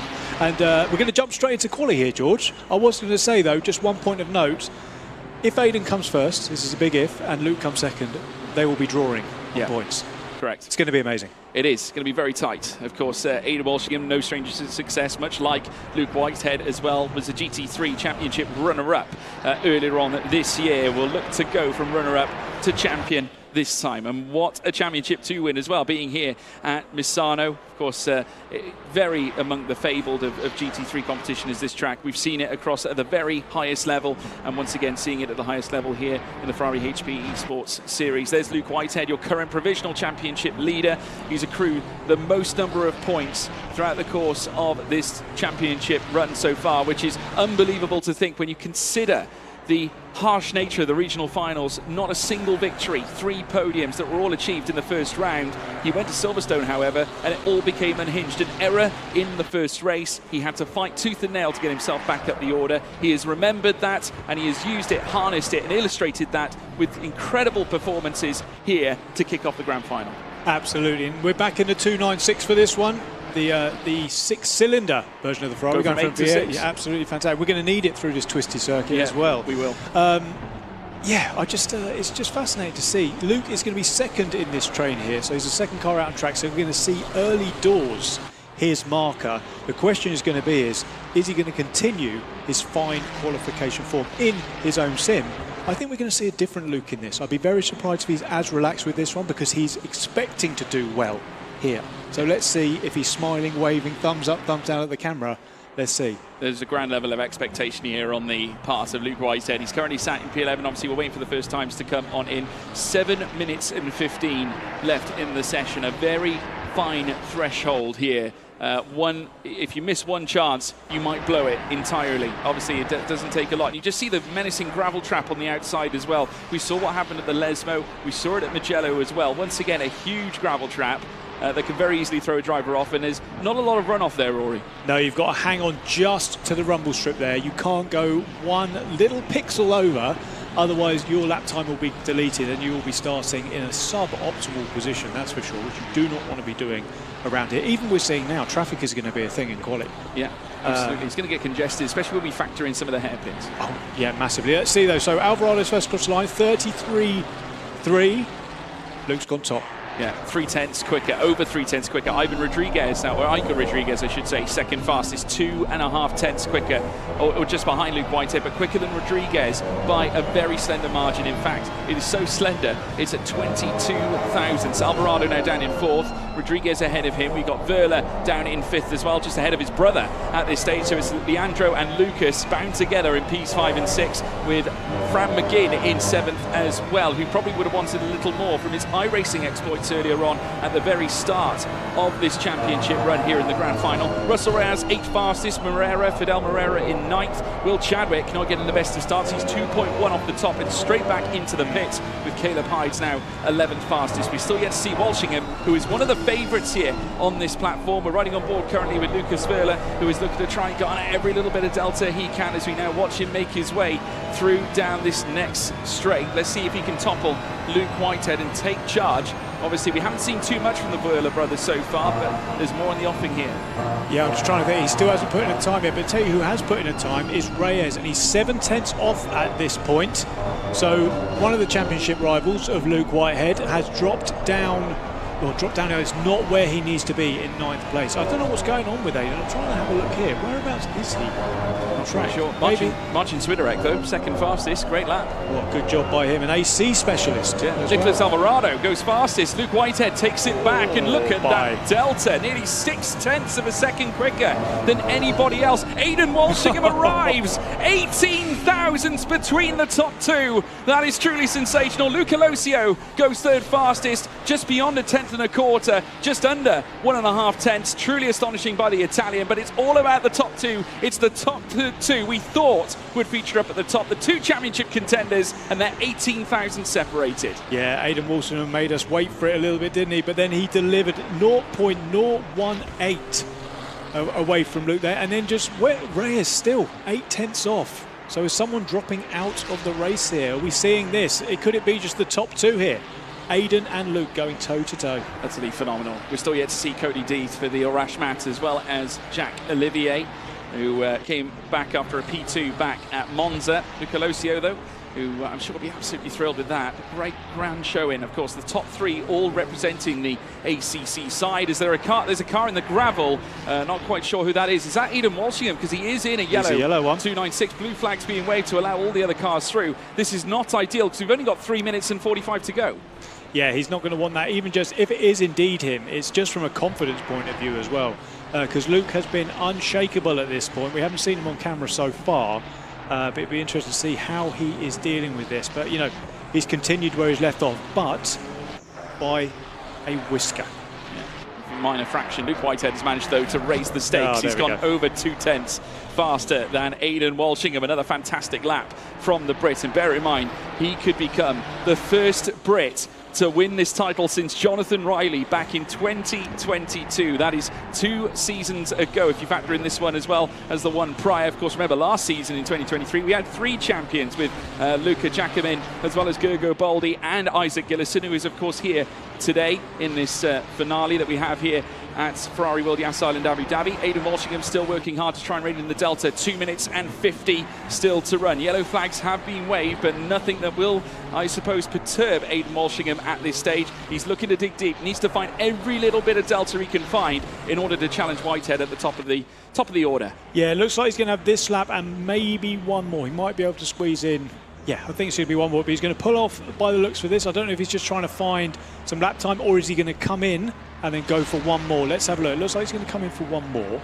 Fidel Moreira pops into third place as well, and in fact has managed to go exactly a tenth slower than Aidan Walshingham, but crucially enough ahead of Luca Losio by 200ths of a second. So fantastic job from the Brazilian, who topples the Italian, who now drops down to fourth. There is Losio right now, just trying to get some heat into those tyres to prepare for one last dance around Misano. 2 minutes in total, Rory. Where do you see this one going? I don't know. I mean, it's difficult to look past Luke, isn't it? It's really, really difficult. But Aidan is going to go for one more run, I think. I think Reyes, is potentially out of this one unless he pulls an absolute worldie out of the bag, which I don't think it looks like he will at this point. It's definitely, for me, eyes on the top two. But even if it stays like this, it's important for Aidan that he's in P2. If there's a car between him and Luke, that's a serious problem. But if it can at least get behind Luke or stay behind Luke and stay out of trouble in turn number 1 and the remaining corners, of course, then he's got a shot. And we're going to be in for an absolute barnstormer. And we've got to consider the story arc of this as well. Remember, Luke Whitehead, who very unorthodoxly qualified for this grand finale, has now arrived. Remember, only 3 podiums in 6 starts in the regional finals. Did not take a single race victory. But Luke Whitehead coming here with a race win in the grand finale. His first win of the series, and it's at a very important time as well in that last race, and has teed up his chances here of winning the championship after going top in our last race at Monza. Let's wait and see what he can deliver here in ACC. There's Fidel Moreira, who is now making his way down the straight. Aidan Walshingham still in second place. There's a 10th between them, remember. Fine gaps as well between Losio and Moreira, who is 20 thousandths, 200ths away, just down in 4th. Igor Rodriguez in 5th as well. He'll be looking to try and improve. Rashmat will not be improving. He's in the pits, as is Verla further down, as we now watch Moreira make his way through in the yellow Ferrari 296. He's looking to hit every apex, try and extract as much delta as he can. This is such an important moment here, with just over 25 seconds left to run as he now exits around the final corner. The grandstand's lit up either side here for Fidel Moreira, who goes second fastest. He topples Aidan Walshingham, so that removes one of the championship contenders, one of the top 2 off the top row of this standing. It's Whitehead and Moreira up at the front end. But he wasn't happy with it either. Did you see his face as he came across the line? It was a head shake, wasn't it? It was a head shake, and then it was almost like a smile afterwards. So that would tell me he's potentially, oh no, he's going to pull off. I was going to say he potentially had more time in that, but he has pulled out of it here. Let's have a look at Luke here. Let's see what he's doing. Is he going to put in another fast lap? Moreira's come to the pits. I want to know where Aidan Walshingham is. Well, that is the big question. He hasn't come into the pits yet. Luke Whitehead, you can just see in picture there on your right-hand side, currently on another lap. I think at this stage we're into essentially stoppage time here at this point in qualifying. It's ticked to 0. We're in the red. It's all down to Whitehead, though, to make it purple. Let's see if he can improve on what was already a stellar lap time of a 1:32.487. Down the straights, he will go. Another shake of the head this time. It doesn't look like he's going to improve on top of what he's already managed to sign and seal. Fantastic display, though, from Luke Whitehead, who will almost definitely, I would say, start on pole position this time, Rory. Well, I was just thinking, has Aidan even finished yet? That was the thing. Well, I wanted to have a look. I didn't see Aidan finish the line. Let's see if anything changes after this. But as it stands, Luke has done everything that he needs to put almost 2 hands here on the championship. Yeah, well, in the meantime, we can throw it over to Nina Jade Paul. What a fantastic qualifying. It's all to play for, boys, and I'm going to have another little word with Luke Whitehead. Luke, you are on fire. Can you smell the trophy yet? Not from here, so it's over there. It's a little bit far. How are you feeling? Yeah, I'm all right, thank you. As I said in the last race, pole is only one part of the story. You still got to convert a race. So the hard work is not quite done. We've got, Fidel starting alongside me and Aidan right behind. And obviously Aidan won the regional finals in this sim. So I know he's going to be very formidable. So I'm not counting my blessings just yet. How are you keeping a steady, calm head, knowing, we're coming to the end of the tournament now and you're sitting pretty? Yeah, I've just been forcing myself to kind of not think too much. I have a habit of overthinking, and it would really throw issues at me if I were to let that get to me now. So I'm just trying to keep my head as empty as possible, and it seems to be working. So let's do the same for the next 20 minutes. Well, go really, really well. Right, we are moving along to, how are you feeling, my friend? I feel so bad because I have a problem last race. So, but let's go to the first in Well, eyes forward, go well. It's not over until it's over, okay? Right, finally. How are you feeling? I'm feeling very excited to the next race because my first race is a disaster, but I am recovering my position now, and I think this is a good opportunity because I am P2 now. We have the lovely Moreira in second place. Who's your biggest competition in this race? I don't have words for this question. Okay, so who are you looking out for? Who do you have to beat? I need to recover my championship. I know Luke is flying in this championship, but I need to do my best result I can for this race. Best of luck, my friend. We're going to go back to Georgia and Rory. Get us started for the race. Oh, Nina, we are ready and raring to go. We can't wait for this one. One final chance to dance, this time to decide a title. This time the Ferrari HP Esports Series Championship with Luke Whitehead at the head of the field in, well, according to the provisional standings at this stage. He has got, though, Fidel Moreira joining him on the front row. Aidan Walshingham, after Moreira's clutch lap, he has now been forced to wait in behind the front row. Yeah, he's got some work to do, hasn't he? And is Luke going to take that opportunity while the guys battle to pull away? He did that last time at Monza, and he's proven to keep, you know, it's... God, there's so many storylines here. There's so many different scenarios. I cannot wait to see how this one goes. It's going to be a thrill ride, isn't it? We're heading to, obviously, a track like Misano. It features a lot of GT3 competition, but also even in bikes as well. We see it across various different series. But, of course, the fabled Ferrari 296 has met Misano many a time, even the 488 of old as well, prior to that. But, yeah, we're going to be witnessing the 296 once again roaring into action for the final time here in this series. The big question is, can Luke Whitehead take it all the way? Are you asking me? I'm asking you. Put me on the spot. I'm going to mathematically and probably, yes, I would say. But, you know, with the point system, as we said, and we've seen before in the regional qualifiers, one mistake could just ruin everything, ruin all his hard work to this point. But if he does recover and win, what a story for Luke, considering what he went through to get here. It looked like dire straits, didn't it, when we look back at the regional finals? There was a few close calls where, of course, we saw a few errors creep into his performances, but has since now managed to come here and bring his absolute best, and what a timely fashion to do it in as well. As we pan across this glorious arena that we have here in the Ferrari Esports Arena. Fantastic. We've got spectators here joining us as well as we now get set, ready for the race here in the Ferrari HP Esports Series. The drivers now all set, ready. Formation lap in full swing. They're going to trickle down towards the start-finish line, and very soon we'll be under green flag conditions here at Misano. Let's get set to crown a champion. Who's it going to be? Moreira there on the right-hand side. You can see Whitehead on the left. The big question is, who's going to lead coming out of turn one? It's pedal to the metal, and it's go, go, go, go, go. It's Whitehead who jumps off the line. He gets a great start. Fidel Moreira in second. Aidan Walshingham waiting in the wings. Luca Losio as well.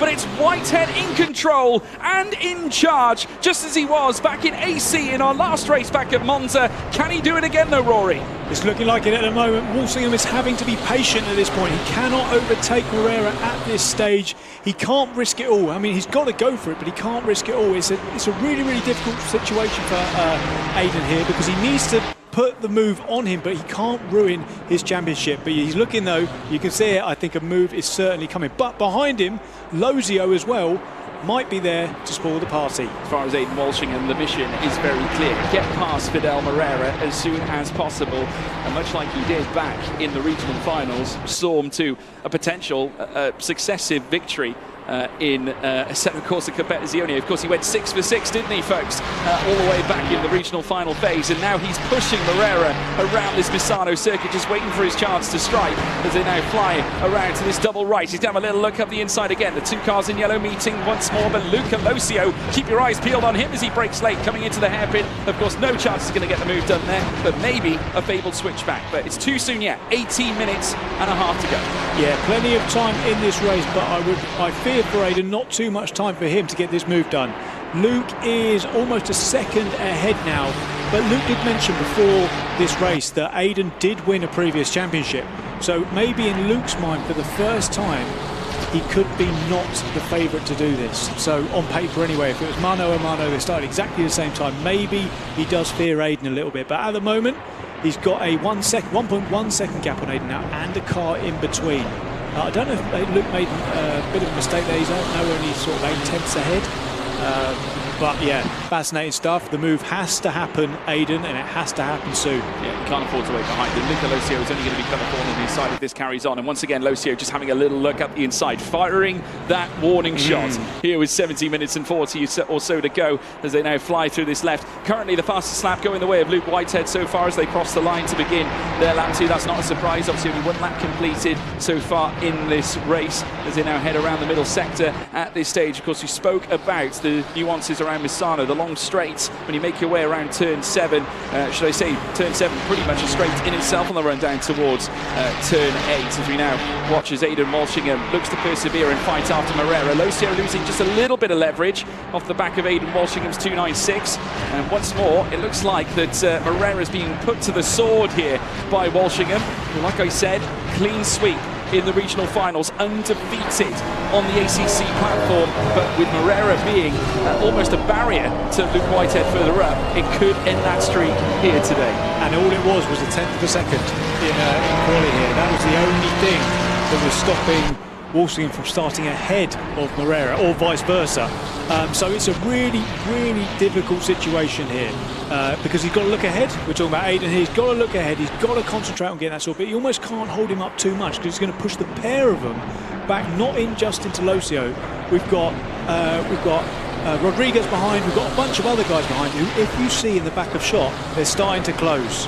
Yeah, and also we've got Leandro Verla trying to move his way up the field. He's managed to displace Francis McGinn as they now head into the next sector. So a fantastic effort there from Verla. Display of tenacity, exactly what he was looking for, I'm sure.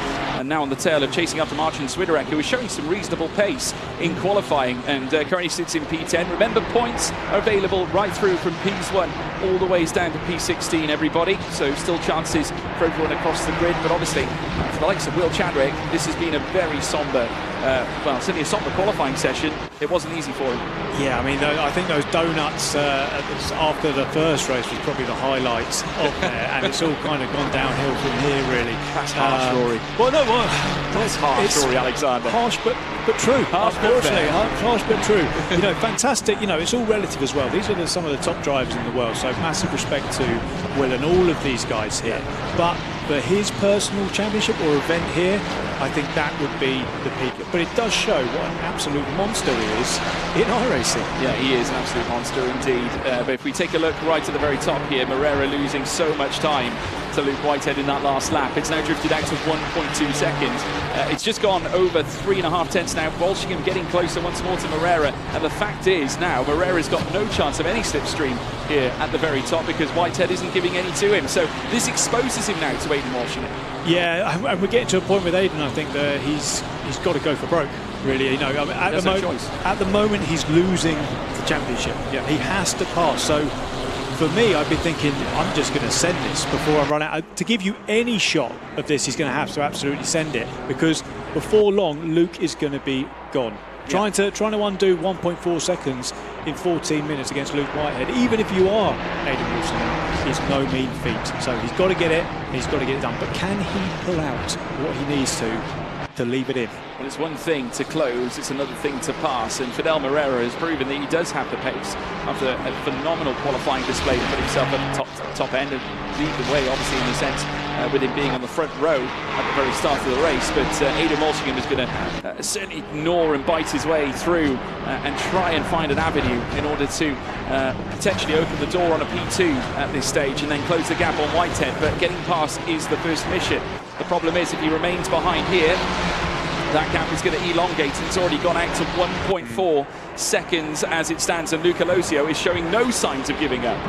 No, you look at Aiden there, he's got a little grimace on his face, a tiny grimace on his face there, which shows, you know, I think there's a little bit of internal, like the clock is going here, he knows, and I'm just waiting for that time he's intended. But again, Aiden is such a nice guy and such a nice driver.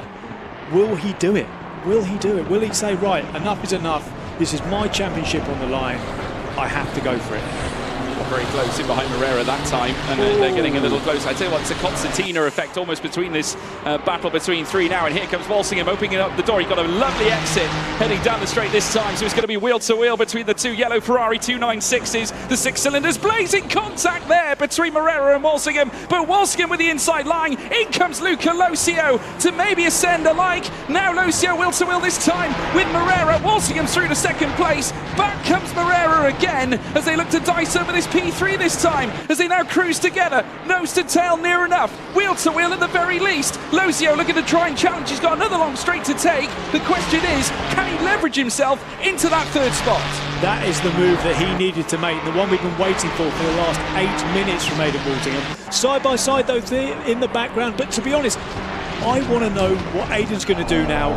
Is he going to run away? Is he going to get after Luke? Luke is now going to see on his delta that Aidan has made the move, but he's got 2.4 seconds in the bank here to hold on for the next 12 minutes. Let's see what happens. Yeah, Luca Locio had another chance as well, had a small gap, and it's like Senna said back in the day, don't go for the gap, you're no longer a racing driver. That's exactly what Luca Locio, I think, was thinking at that point. There was a tiny little portion of circuit left with plenty of curve underneath it, just decided not to at this point. But he'll have another chance, I'm sure. Obviously, Moreira is fighting a war on two fronts now, essentially, with Walsingham now in front of him. But Aidan now, as we now see, running exceptionally right. I think that was Fadil Rashmat, I think, who took a very wide line coming through the first, or should we say that double right-hander. But still, it's Whitehead out in front. Now it's down to Aidan Walsingham to close down that 2.4 second gap. The big question, does he have the minerals to do so? Whitehead still holds the fastest lap so far in this race as we conclude 5 laps of racing, with Walsingham now looking to pick up the hunt here this time. Moreira 6/10 away from him. That gap's going to elongate, and it will give Locio a grand chance at the podium. Yeah, I mean, for Walsingham here, it just needs quali lap, quali lap, quali lap. Oh, behind, there's contact, there's contact. That's Moreira. Moreira's round, and Locio has lost places as well as a consequence. He got bottlenecked almost by the spin that Moreira had. So that's allowed Igor Rodriguez to move on through, and Moreira's face says it all. A major shake of the head as that brings an end to his potential podium finish in this final race in the Ferrari HP Esports Series. Yeah, this is cruel, isn't it? It's cruel for some out here, but that's what you need. You need a bit of luck to bring any sort of result home in this environment. You need luck to get here, and then you need luck also to be successful when you are here. But for me, it's all going to be about Walsingham versus Whitehead here. Will Luke just end up managing this gap, or is Aidan just going to go, right, I've got to go for it? The first thing he needs is to go purple. He needs that fastest lap to send that psychological message to Luke to say, I am coming. But as yet, he hasn't been able to do it. But we know Luke Whitehead's pace, and I tell you what, he has plenty of it. Bear in mind, though, he has had his challenges. Remember, though, he was pole back at Silverstone in the regional finals in round 2, race 1, but it all fell apart, if you remember, starting from the pit lane after an error through the procedure of getting onto the track. So that really sent him backwards, and it pretty much set the tone for the entirety of round 2.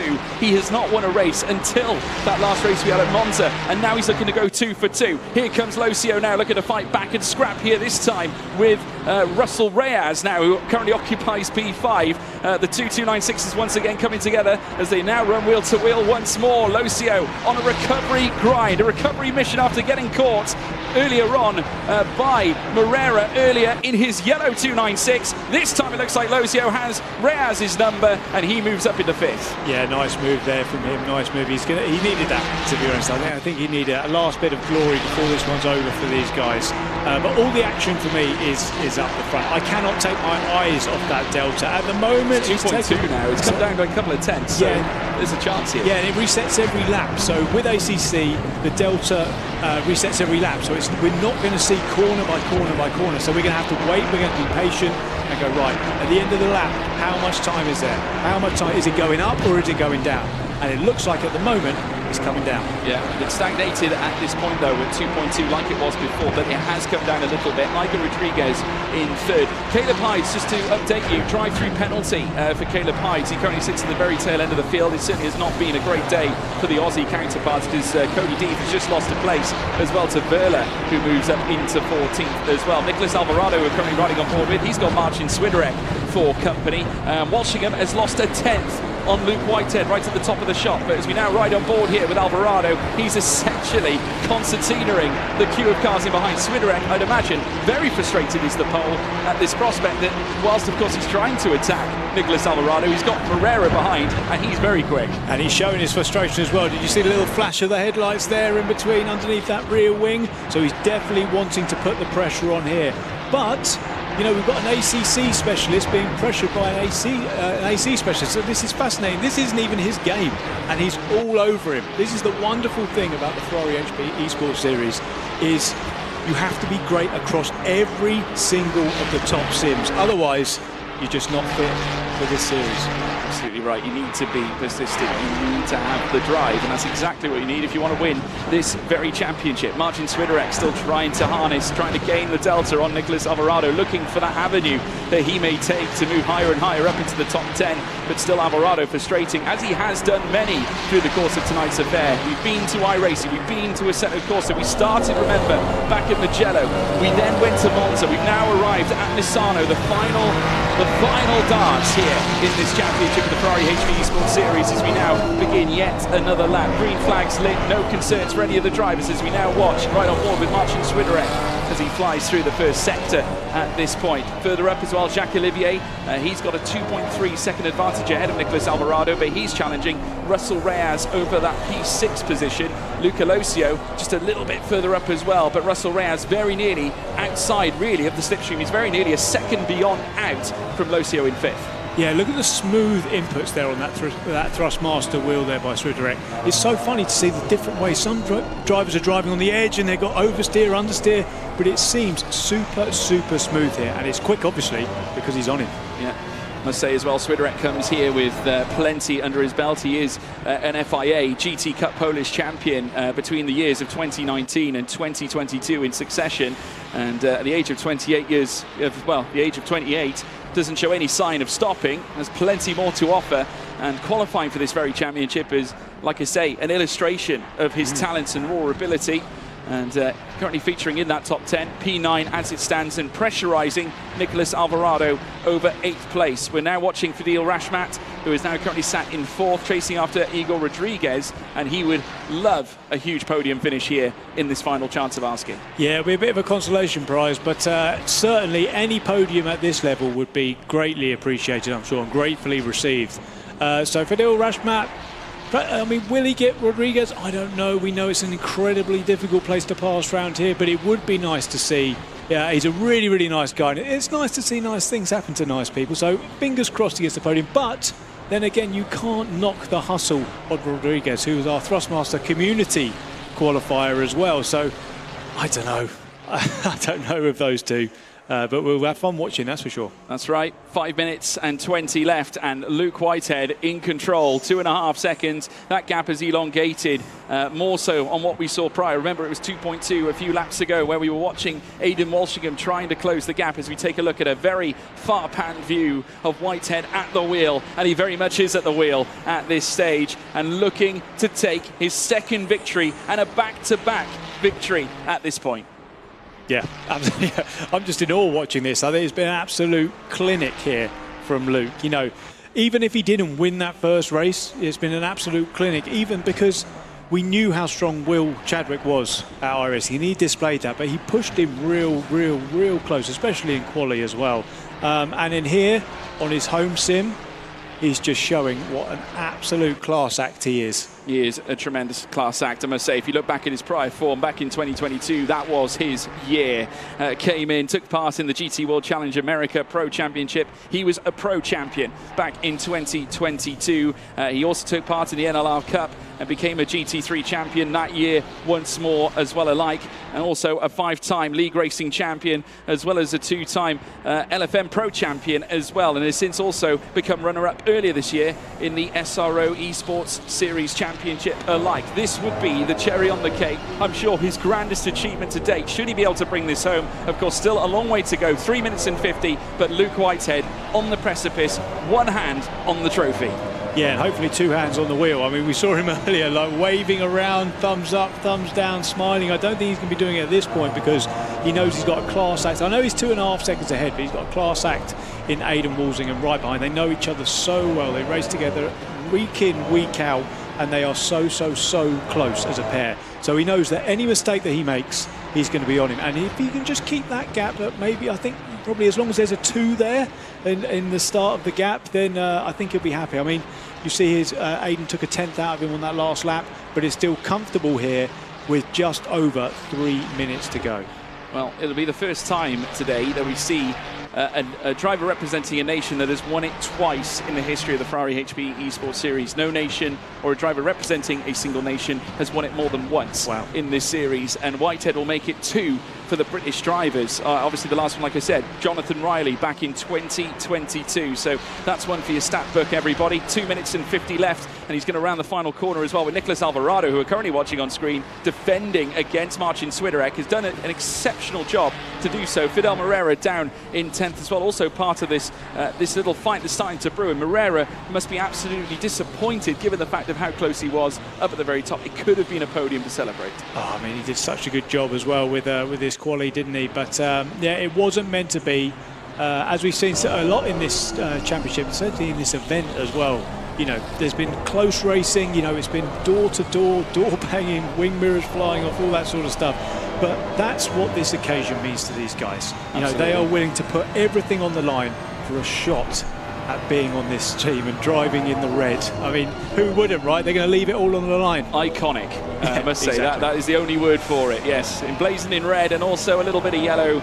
And certainly the charging stallion here on show is Luke Whitehead. 2.4 is still the gap. Aidan Walsingham doing his damnedest to bring it in. It's 2.3 now, and he's trying to curb that delta in even more. Iger Rodriguez giving a good account, but just look at Fadil Rashmat, who is starting to close that gap. It's now 4/10 between P4 and P3. There is still a podium at stake here. Absolutely, it's going to go right down to the wire here. Let's see what is going to go on here. It'd be lovely to see it. We're looking at a dejected at the moment Moreira, with understandably, you can see it on his face, he's not happy. I think he just wants to go home at this point.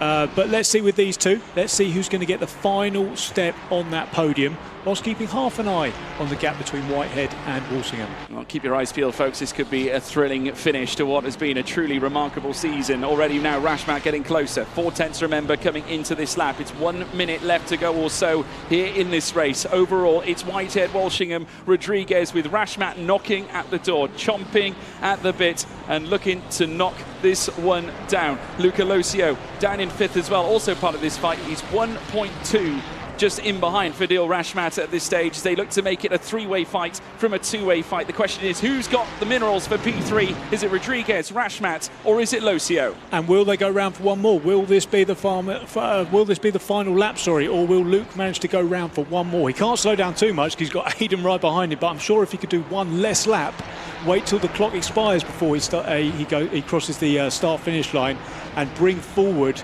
his celebrations. I'm sure he'll do that, but it'll be fascinating to see as he does that. There he is, there's Luke, and then goes through Aidan as well. Aidan, he was just not able either to make a dent in that. Luke has just controlled this race. He had a bit of luck with the car in between, but he did all he could.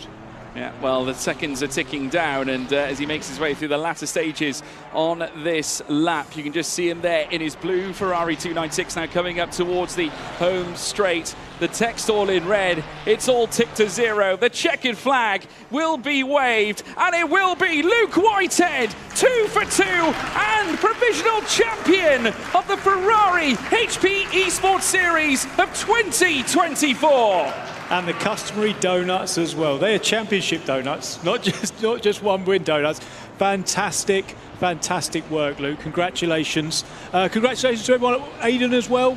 T2. Brilliant finish. And Rashmat did get Rodriguez for P3. Stellar showing from Fadil Rashmat. What a way to finish. A P3 podium in the final race. That, I'm sure, is absolutely sensational. He's absolutely delighted with that. But Luke Whitehead, what a moment. It was heartbreak in the run-in. Of course, the regional finals did not go to plan, but he has come back and has managed to clinch what looks to be the title. Yeah, I mean, to be honest, they don't give out medals, for the regional finals, do they? They give the medals out when it's the final. That is the main thing, and he showed up and delivered when he needed to. Well, we can now join our champion. We're with Nina now. Luke Whitehead, 2 back-to-back victories, 1 second place. Thousands of drivers have taken part in this year-long tournament. And you just came and made an absolute statement in the driver's standing. Tell us how you're feeling. Yeah, well, first off, thank you very much. Sounds nice. Yeah, I'm utterly speechless. Utterly speechless. Yeah, I think it went perfectly. Everything. Not just the ACC and the AC1 wins, but iRacing as well. Yeah, surpassed my own expectations of myself. And yeah, I haven't really got many words more to say, I think. You said you surpassed your own expectations. Did you expect to be so dominant coming into this tournament today? No. In a word. Yes.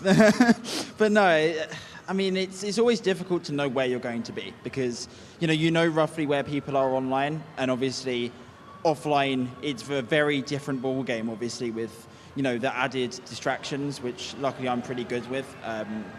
But yeah, obviously, the grid is still insanely tough, no matter the circumstances. And, Aiden obviously finishing second in the standings, fellow teammate of mine, so I know how insanely strong he is. And yeah, it certainly wasn't easy. Do you think the LAN event and an audience and this big, beautiful spectacle added pressure today? Yeah, of course it does. Obviously there's a pressure to put on a good performance, a good show, as there always is, but even more when it's live, especially when there are people watching, and obviously with, Ferrari and all the other sponsors, Next Level Racing, Thrustmaster, that have all put this, together. It's a huge thing, and obviously you want to perform in that sort of environment. So, yeah, I like to think I've done that. You've done amazingly well. And I must say, I'll talk to you later about how you plan on celebrating, but please head off to the cool-down room for a good breather, sir. And I will pass back to George and Rory. What a tournament. Truly sensational, Nina J. Paul. What a sensational series, and what a way to end as well. I mean, fair play. I mean, truly phenomenal, it has to be said. It's been an almighty charge for all these drivers to get here, first and foremost. Congratulations to each and every single one of them, but Whitehead, only one could come out on top. Yeah, 15,000 entrants started and then one finished, and that was Luke Whitehead. Incredible that everyone, as you say, even got here, but then with how difficult this competition is, the cream rose to the top, and that is Luke Whitehead today. He's done such a fantastic job. He looked unshakable. He looked relaxed through the first few races, or first couple of races, should I say, and then he was just, well, he put on an absolute show today, didn't he? Nobody, I couldn't see anybody, even the great Aidan Walsingham, could not touch him. So well deserved. I think they definitely show star quality out there. I mean, obviously, we've seen a huge, almighty battle. We've seen battles right through since Mugello and, of course, Monza. But we can actually take a look down in the driver chill zone, as we call it, as well. Everyone getting set to watch some of the highlights back. And it was a great race for Luke Whitehead. He was undisturbed up at the top. Aidan Walsingham coming in late. There you can see him on the right-hand side. And as well as Fadil Rashmat. Let's listen in. I want to know who was behind him. Is this it? No, this is me. The Delta. It's not that after. Tried to move, mate. I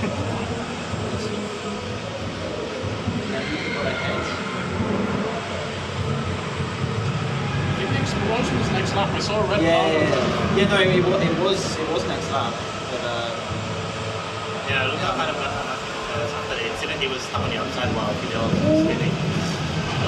That was nice. Yeah. Did you all have the brake though? No, I don't think so. I had my hand there, but I was like, something else. Yeah. Oh, Luke. No. I saw Fidel got killed by someone else as well. Well, I mean, just see there, obviously deep in discussion, as always, in the chill zone. But, I mean, credit to the drivers for taking part. Fadil Rashmat, that late move, key to getting that last-ditch podium. It got him in the cool-down room, didn't it? So absolutely fantastic. Really happy for him. Really happy for all three of them. Really happy for all the competitors, to be honest, to get here to Ferrari World Yas Island, Abu Dhabi. Fantastic venue, and what a series. Almost like the icing on the cake, really. Yeah, fantastic. And what wonderful insight in that room. It was. I mean, we've seen it all the way through. I mean, truly exceptional. I mean, to see them all together. I mean, you know, I mean, you're not going to get any better analysts than the drivers themselves. Let's take you through the final, what looks to be the provisional final results. We got Luke Whitehead, of course, on 70 points now, 10 points clear of Aidan Walshingham. That is how key that final victory was, and he is our provisional champion, at least for now. Luke Whitehead. Aidan Walshingham in second place. Russell Reyes finishing in third. Certainly no disgraces there, finishing on 50 points. Jack Olivier performing very well, fourth place as well with 46 points. Iger Rodriguez coming in through the Thrustmaster Community Cup Hot Lap Challenge. He finished in fifth on 37 points, 2 points ahead of William Chadwick. He just did not finish strong, did he? A really difficult qualifying session led to a tricky race. He finished in sixth. Fadili Rashmat, that last podium, adding yet more points for him. 33 points going his way in seventh. Luca Losio, he also had a little bit of drama in that last race. 31 points to his name. 8th spot here at this stage, Rory. What a championship. Interesting, you know, because this whole top 8, only 2 of them are non-ACC drivers, Olivier and Chadwick. So it goes to show, I mean, does that mean ACC's the strongest team? Makes you wonder, doesn't it, folks? Well, we're going to be looking to obviously get some thoughts from the drivers as we make our way through. It's going to be obviously incredible, you know, obviously for us to get some insight here. So let's head across down to Nina Jade Paul, who's with the drivers in the media pen. Thank you, boys. I'm with the lovely Fidel. Fidel, how are you? I'm fine. I'm fine. Yeah. How did you find that race? The race for me is a problem, but I am fine. I'm happy to stay here, and it's a very nice experience. Yeah. You had a little bit of a crash. Can you tell us what happened? I think in ACC now, Luca forgot the brake zone, and he, after the race, talked to me and say sorry, and they say to me, I am very excited to overtake you, and I did the mistake. So this happens. This is a race. We is here to competition, and this happens. This happens, but you'll keep racing after this. You'll keep going. Yeah, for sure. Race. I love race. I love racing. So I will need to keep doing my better to stay here in the next year. I don't know. Yeah, good luck. Go well. Okay, who else can we find? Jack Olivier. How are you, my friend? Yeah, pretty good. Yeah. How was your tournament as a whole? Honestly, surprisingly good. Like, yes and no, because in iRacing I did way better than I thought I would. I got a bit lucky in it. But in ACC I really messed up quali, and that completely ruined my chances at a race. I eventually got P7, but yeah, I should have done better than that. So, but overall I'm pretty happy about it, yeah. Yeah, overall. What's next for you, Jack? Well, at the moment we don't really know, because it's a bit unclear about what's happening on different simulators next year. So actually I don't really have an answer for you. So, well, there is the Hyundai Cup, Virtual Cup, that is ongoing. So that's actually my next race. Nice. And have you enjoyed being here for iWorld Yas Island in Abu Dhabi? Yeah, it's really incredible. The place is great. So yeah, I had great fun. Yeah. Really spectacular. Thank you, Jack. See you again soon. Who else can I find? Marcin Swiderek. How are you, my friend? Hi, and I'm mixed. It was a great day, but with a lot of adventures for the races, so I can't say anything bad. That was fun, but in all of the races or qualifiers even, I used to have some bad moments, incidents that eventually blocked me from gaining higher spot. Well, have you enjoyed your experience here, Ferrari World Yas Island, Abu Dhabi? Yeah, of course, it's an amazing place. It's huge and well prepared. I'm looking forward to see it grow even bigger. Well, congratulations on making it this far. It's an amazing achievement. Well done, Martin. Right, we are going to now talk about our incredible, very, very special trophy.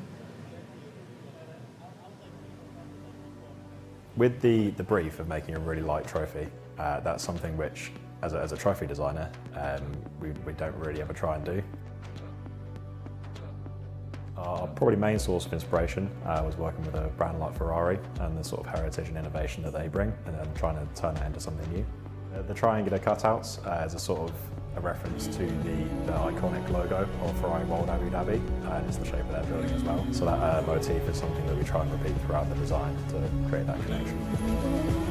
Things like keeping the fixings exposed was an intentional decision to try and make it have a bit more of this engineering language in it. Mainly trying to make it visually impressive as well. If you think of Ferrari, I'll probably think of red. That was a key part of it. We could have made a really small trophy, but I don't think that's really part of the Ferrari ethos. You want to make something large and visually impressive while still being very functional. The main challenges was finding creative ways to do the weight reduction. Went through a couple of different prototypes with the aluminium parts and just trying to take out as much weight as possible while maintaining the aesthetics that are appropriate for a Ferrari product. You know, most trophies this size would probably be between 5 and 10 kilos. This weighs just 760 grams. Aluminium for us was the material to go for because it has a really good balance between lightweight and strength. The main purpose for all the weight reduction was the goal of trying to make the world's lightest trophy. Ferrari are constantly driving innovation. Whichever way you looked at it, there was an aspect that symbolised the journey of the winner and the symbolism of Ferrari World Abu Dhabi. It's amazing to see this trophy come to life and how it embodies Ferrari World Yas Island Abu Dhabi as well as Ferrari's core values. On the trophy, there's a theme of 3, with the 3 fins representing not only the 3 regions taking part, but also Ferrari's 3 core values: progressive, passionate, persistence. This competition is going to be super competitive. Everyone's going to have to be on their best form. But all that dedication will mean that one person will be crowned the champion and awarded this spectacular trophy, which will always represent what they've achieved. Well, if one thing's for sure, folks, obviously a special championship requires a special trophy, and that one certainly is the lightest trophy in the world, Rory. I'll have to take their word for it because I won't ever get my hands on that, and I'm sure neither will you. But yeah, it's amazing what work goes into this sort of stuff, doesn't it? It's absolutely fantastic, and it looks great when I've walked past it before someone eyeballed me and said, don't even think about touching that, son.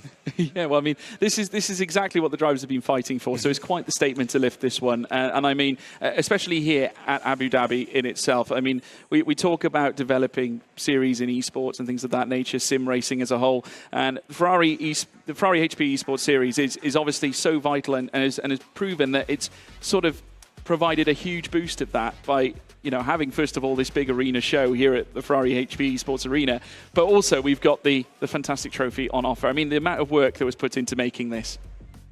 I mean, it's just absolutely incredible. Look at it there. But also, what's so amazing about this series is not everybody can offer the prizes that Ferrari can. Not everyone can say you can drive for the red team. Not everybody can say that. Absolutely fantastic. I mean, look at it there. Just and how much went into it. How much like goes behind the scenes, like the 3 parts of it to do Ferrari's core values, the 3 bits because it represents also the 3 regions that went into this. Absolutely. I've done my homework, George. You have. I know what's going on. I'm impressed, Rory. But yeah, fantastic. What an event. Truly exceptional.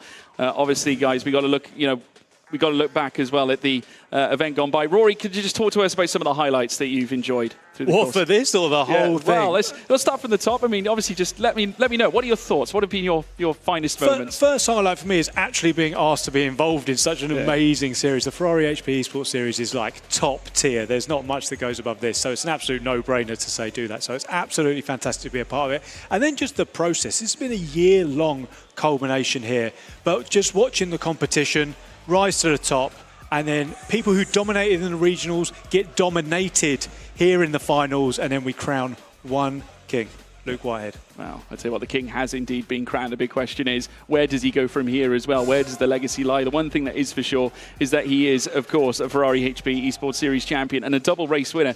Took his first race win back at Monza. Truly exceptional. Where can he go from here, Rory? I think, well, the sky's the limit for Luke, and I couldn't be happier for him. Fantastic. Yeah, truly exceptional. In the meantime, folks, we can now hear a few words from HyperX.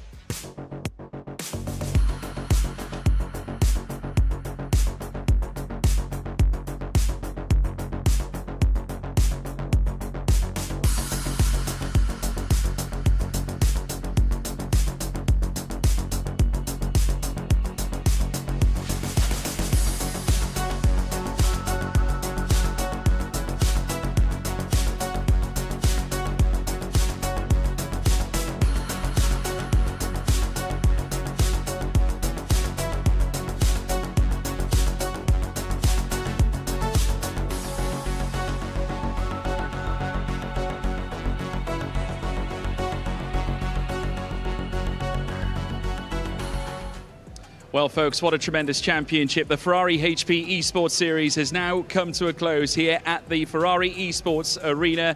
We are set to crown a champion, but first of all, a big thank you to all the series partners and sponsors for all their incredible support for this series. In the meantime, to grace us with a few words as well, going out to the drivers and everyone visiting, the spectators here, I'd like to introduce to the stage the General Manager of Ferrari World, Faisal Al-Nuami.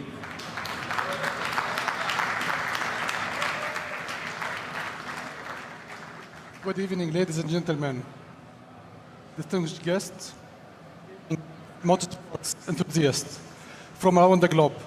It is our pleasure to host you today for the Ferrari HP Esports Series 2024 Grand Final, held for the first time ever in Ferrari World Yas Island, Abu Dhabi, in the UAE. Today, we celebrate not only the thrilling world of virtual motorsports, but also the power of innovation and community that defines the Ferrari World Abu Dhabi. Earlier this year, we proudly unveiled the world's first Ferrari-themed esports arena, a space that combines cutting-edge technology with the excitement of motorsports. As we come to an end of the race, I would like to extend a warm congratulations to the 16 talented finalists who have emerged victorious and regional finals. You are the heart of the race and the event of today, and we are thrilled to provide you with a stage worthy of your exceptional skills. Tonight, we witnessed the best in virtual motorsports as the finalists combined for the coveted spot on the Scuderia Ferrari HP Esports team and exclusive prizes. On behalf of Ferrari World Yas Island Abu Dhabi, I thank you all for joining us today for the remarkable event. Let's celebrate the passion for racing, gaming, and innovation that unites us all. Thank you so much for being here with us today. Thank you very much, Faisal Al-Nuami, General Manager of Ferrari World. Next up, we will bring the presentation of the trophy and also, first and foremost, the drivers that finished in P3 and P2. First of all, third place driver, Russell Reyes.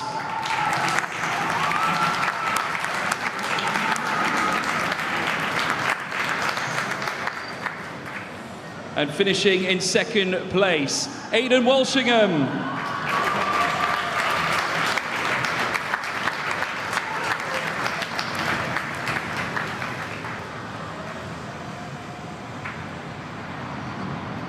And now, last but not least, our champion of 2024, it's Luke Whitehead.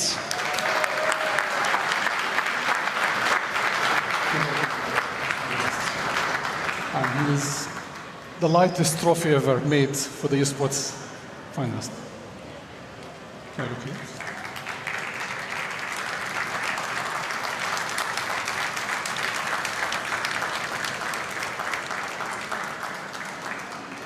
Thank you so much. Thank you.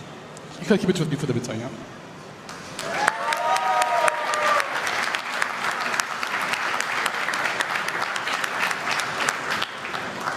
Thank you so much. Okay, well done, Luke. Congratulations, and a big thank you to everyone. I've got Nina J. Paul now alongside me.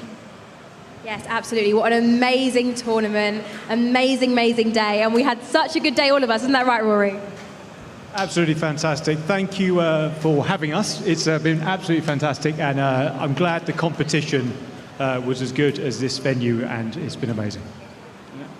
Yeah, just to echo the thoughts made by both Nina and Rory, we'd like to say a big special thank you to everyone tuning in from around the globe and all of you here at Ferrari World Yas Island, Abu Dhabi. Give yourselves a round of applause, and everyone here at Ferrari World.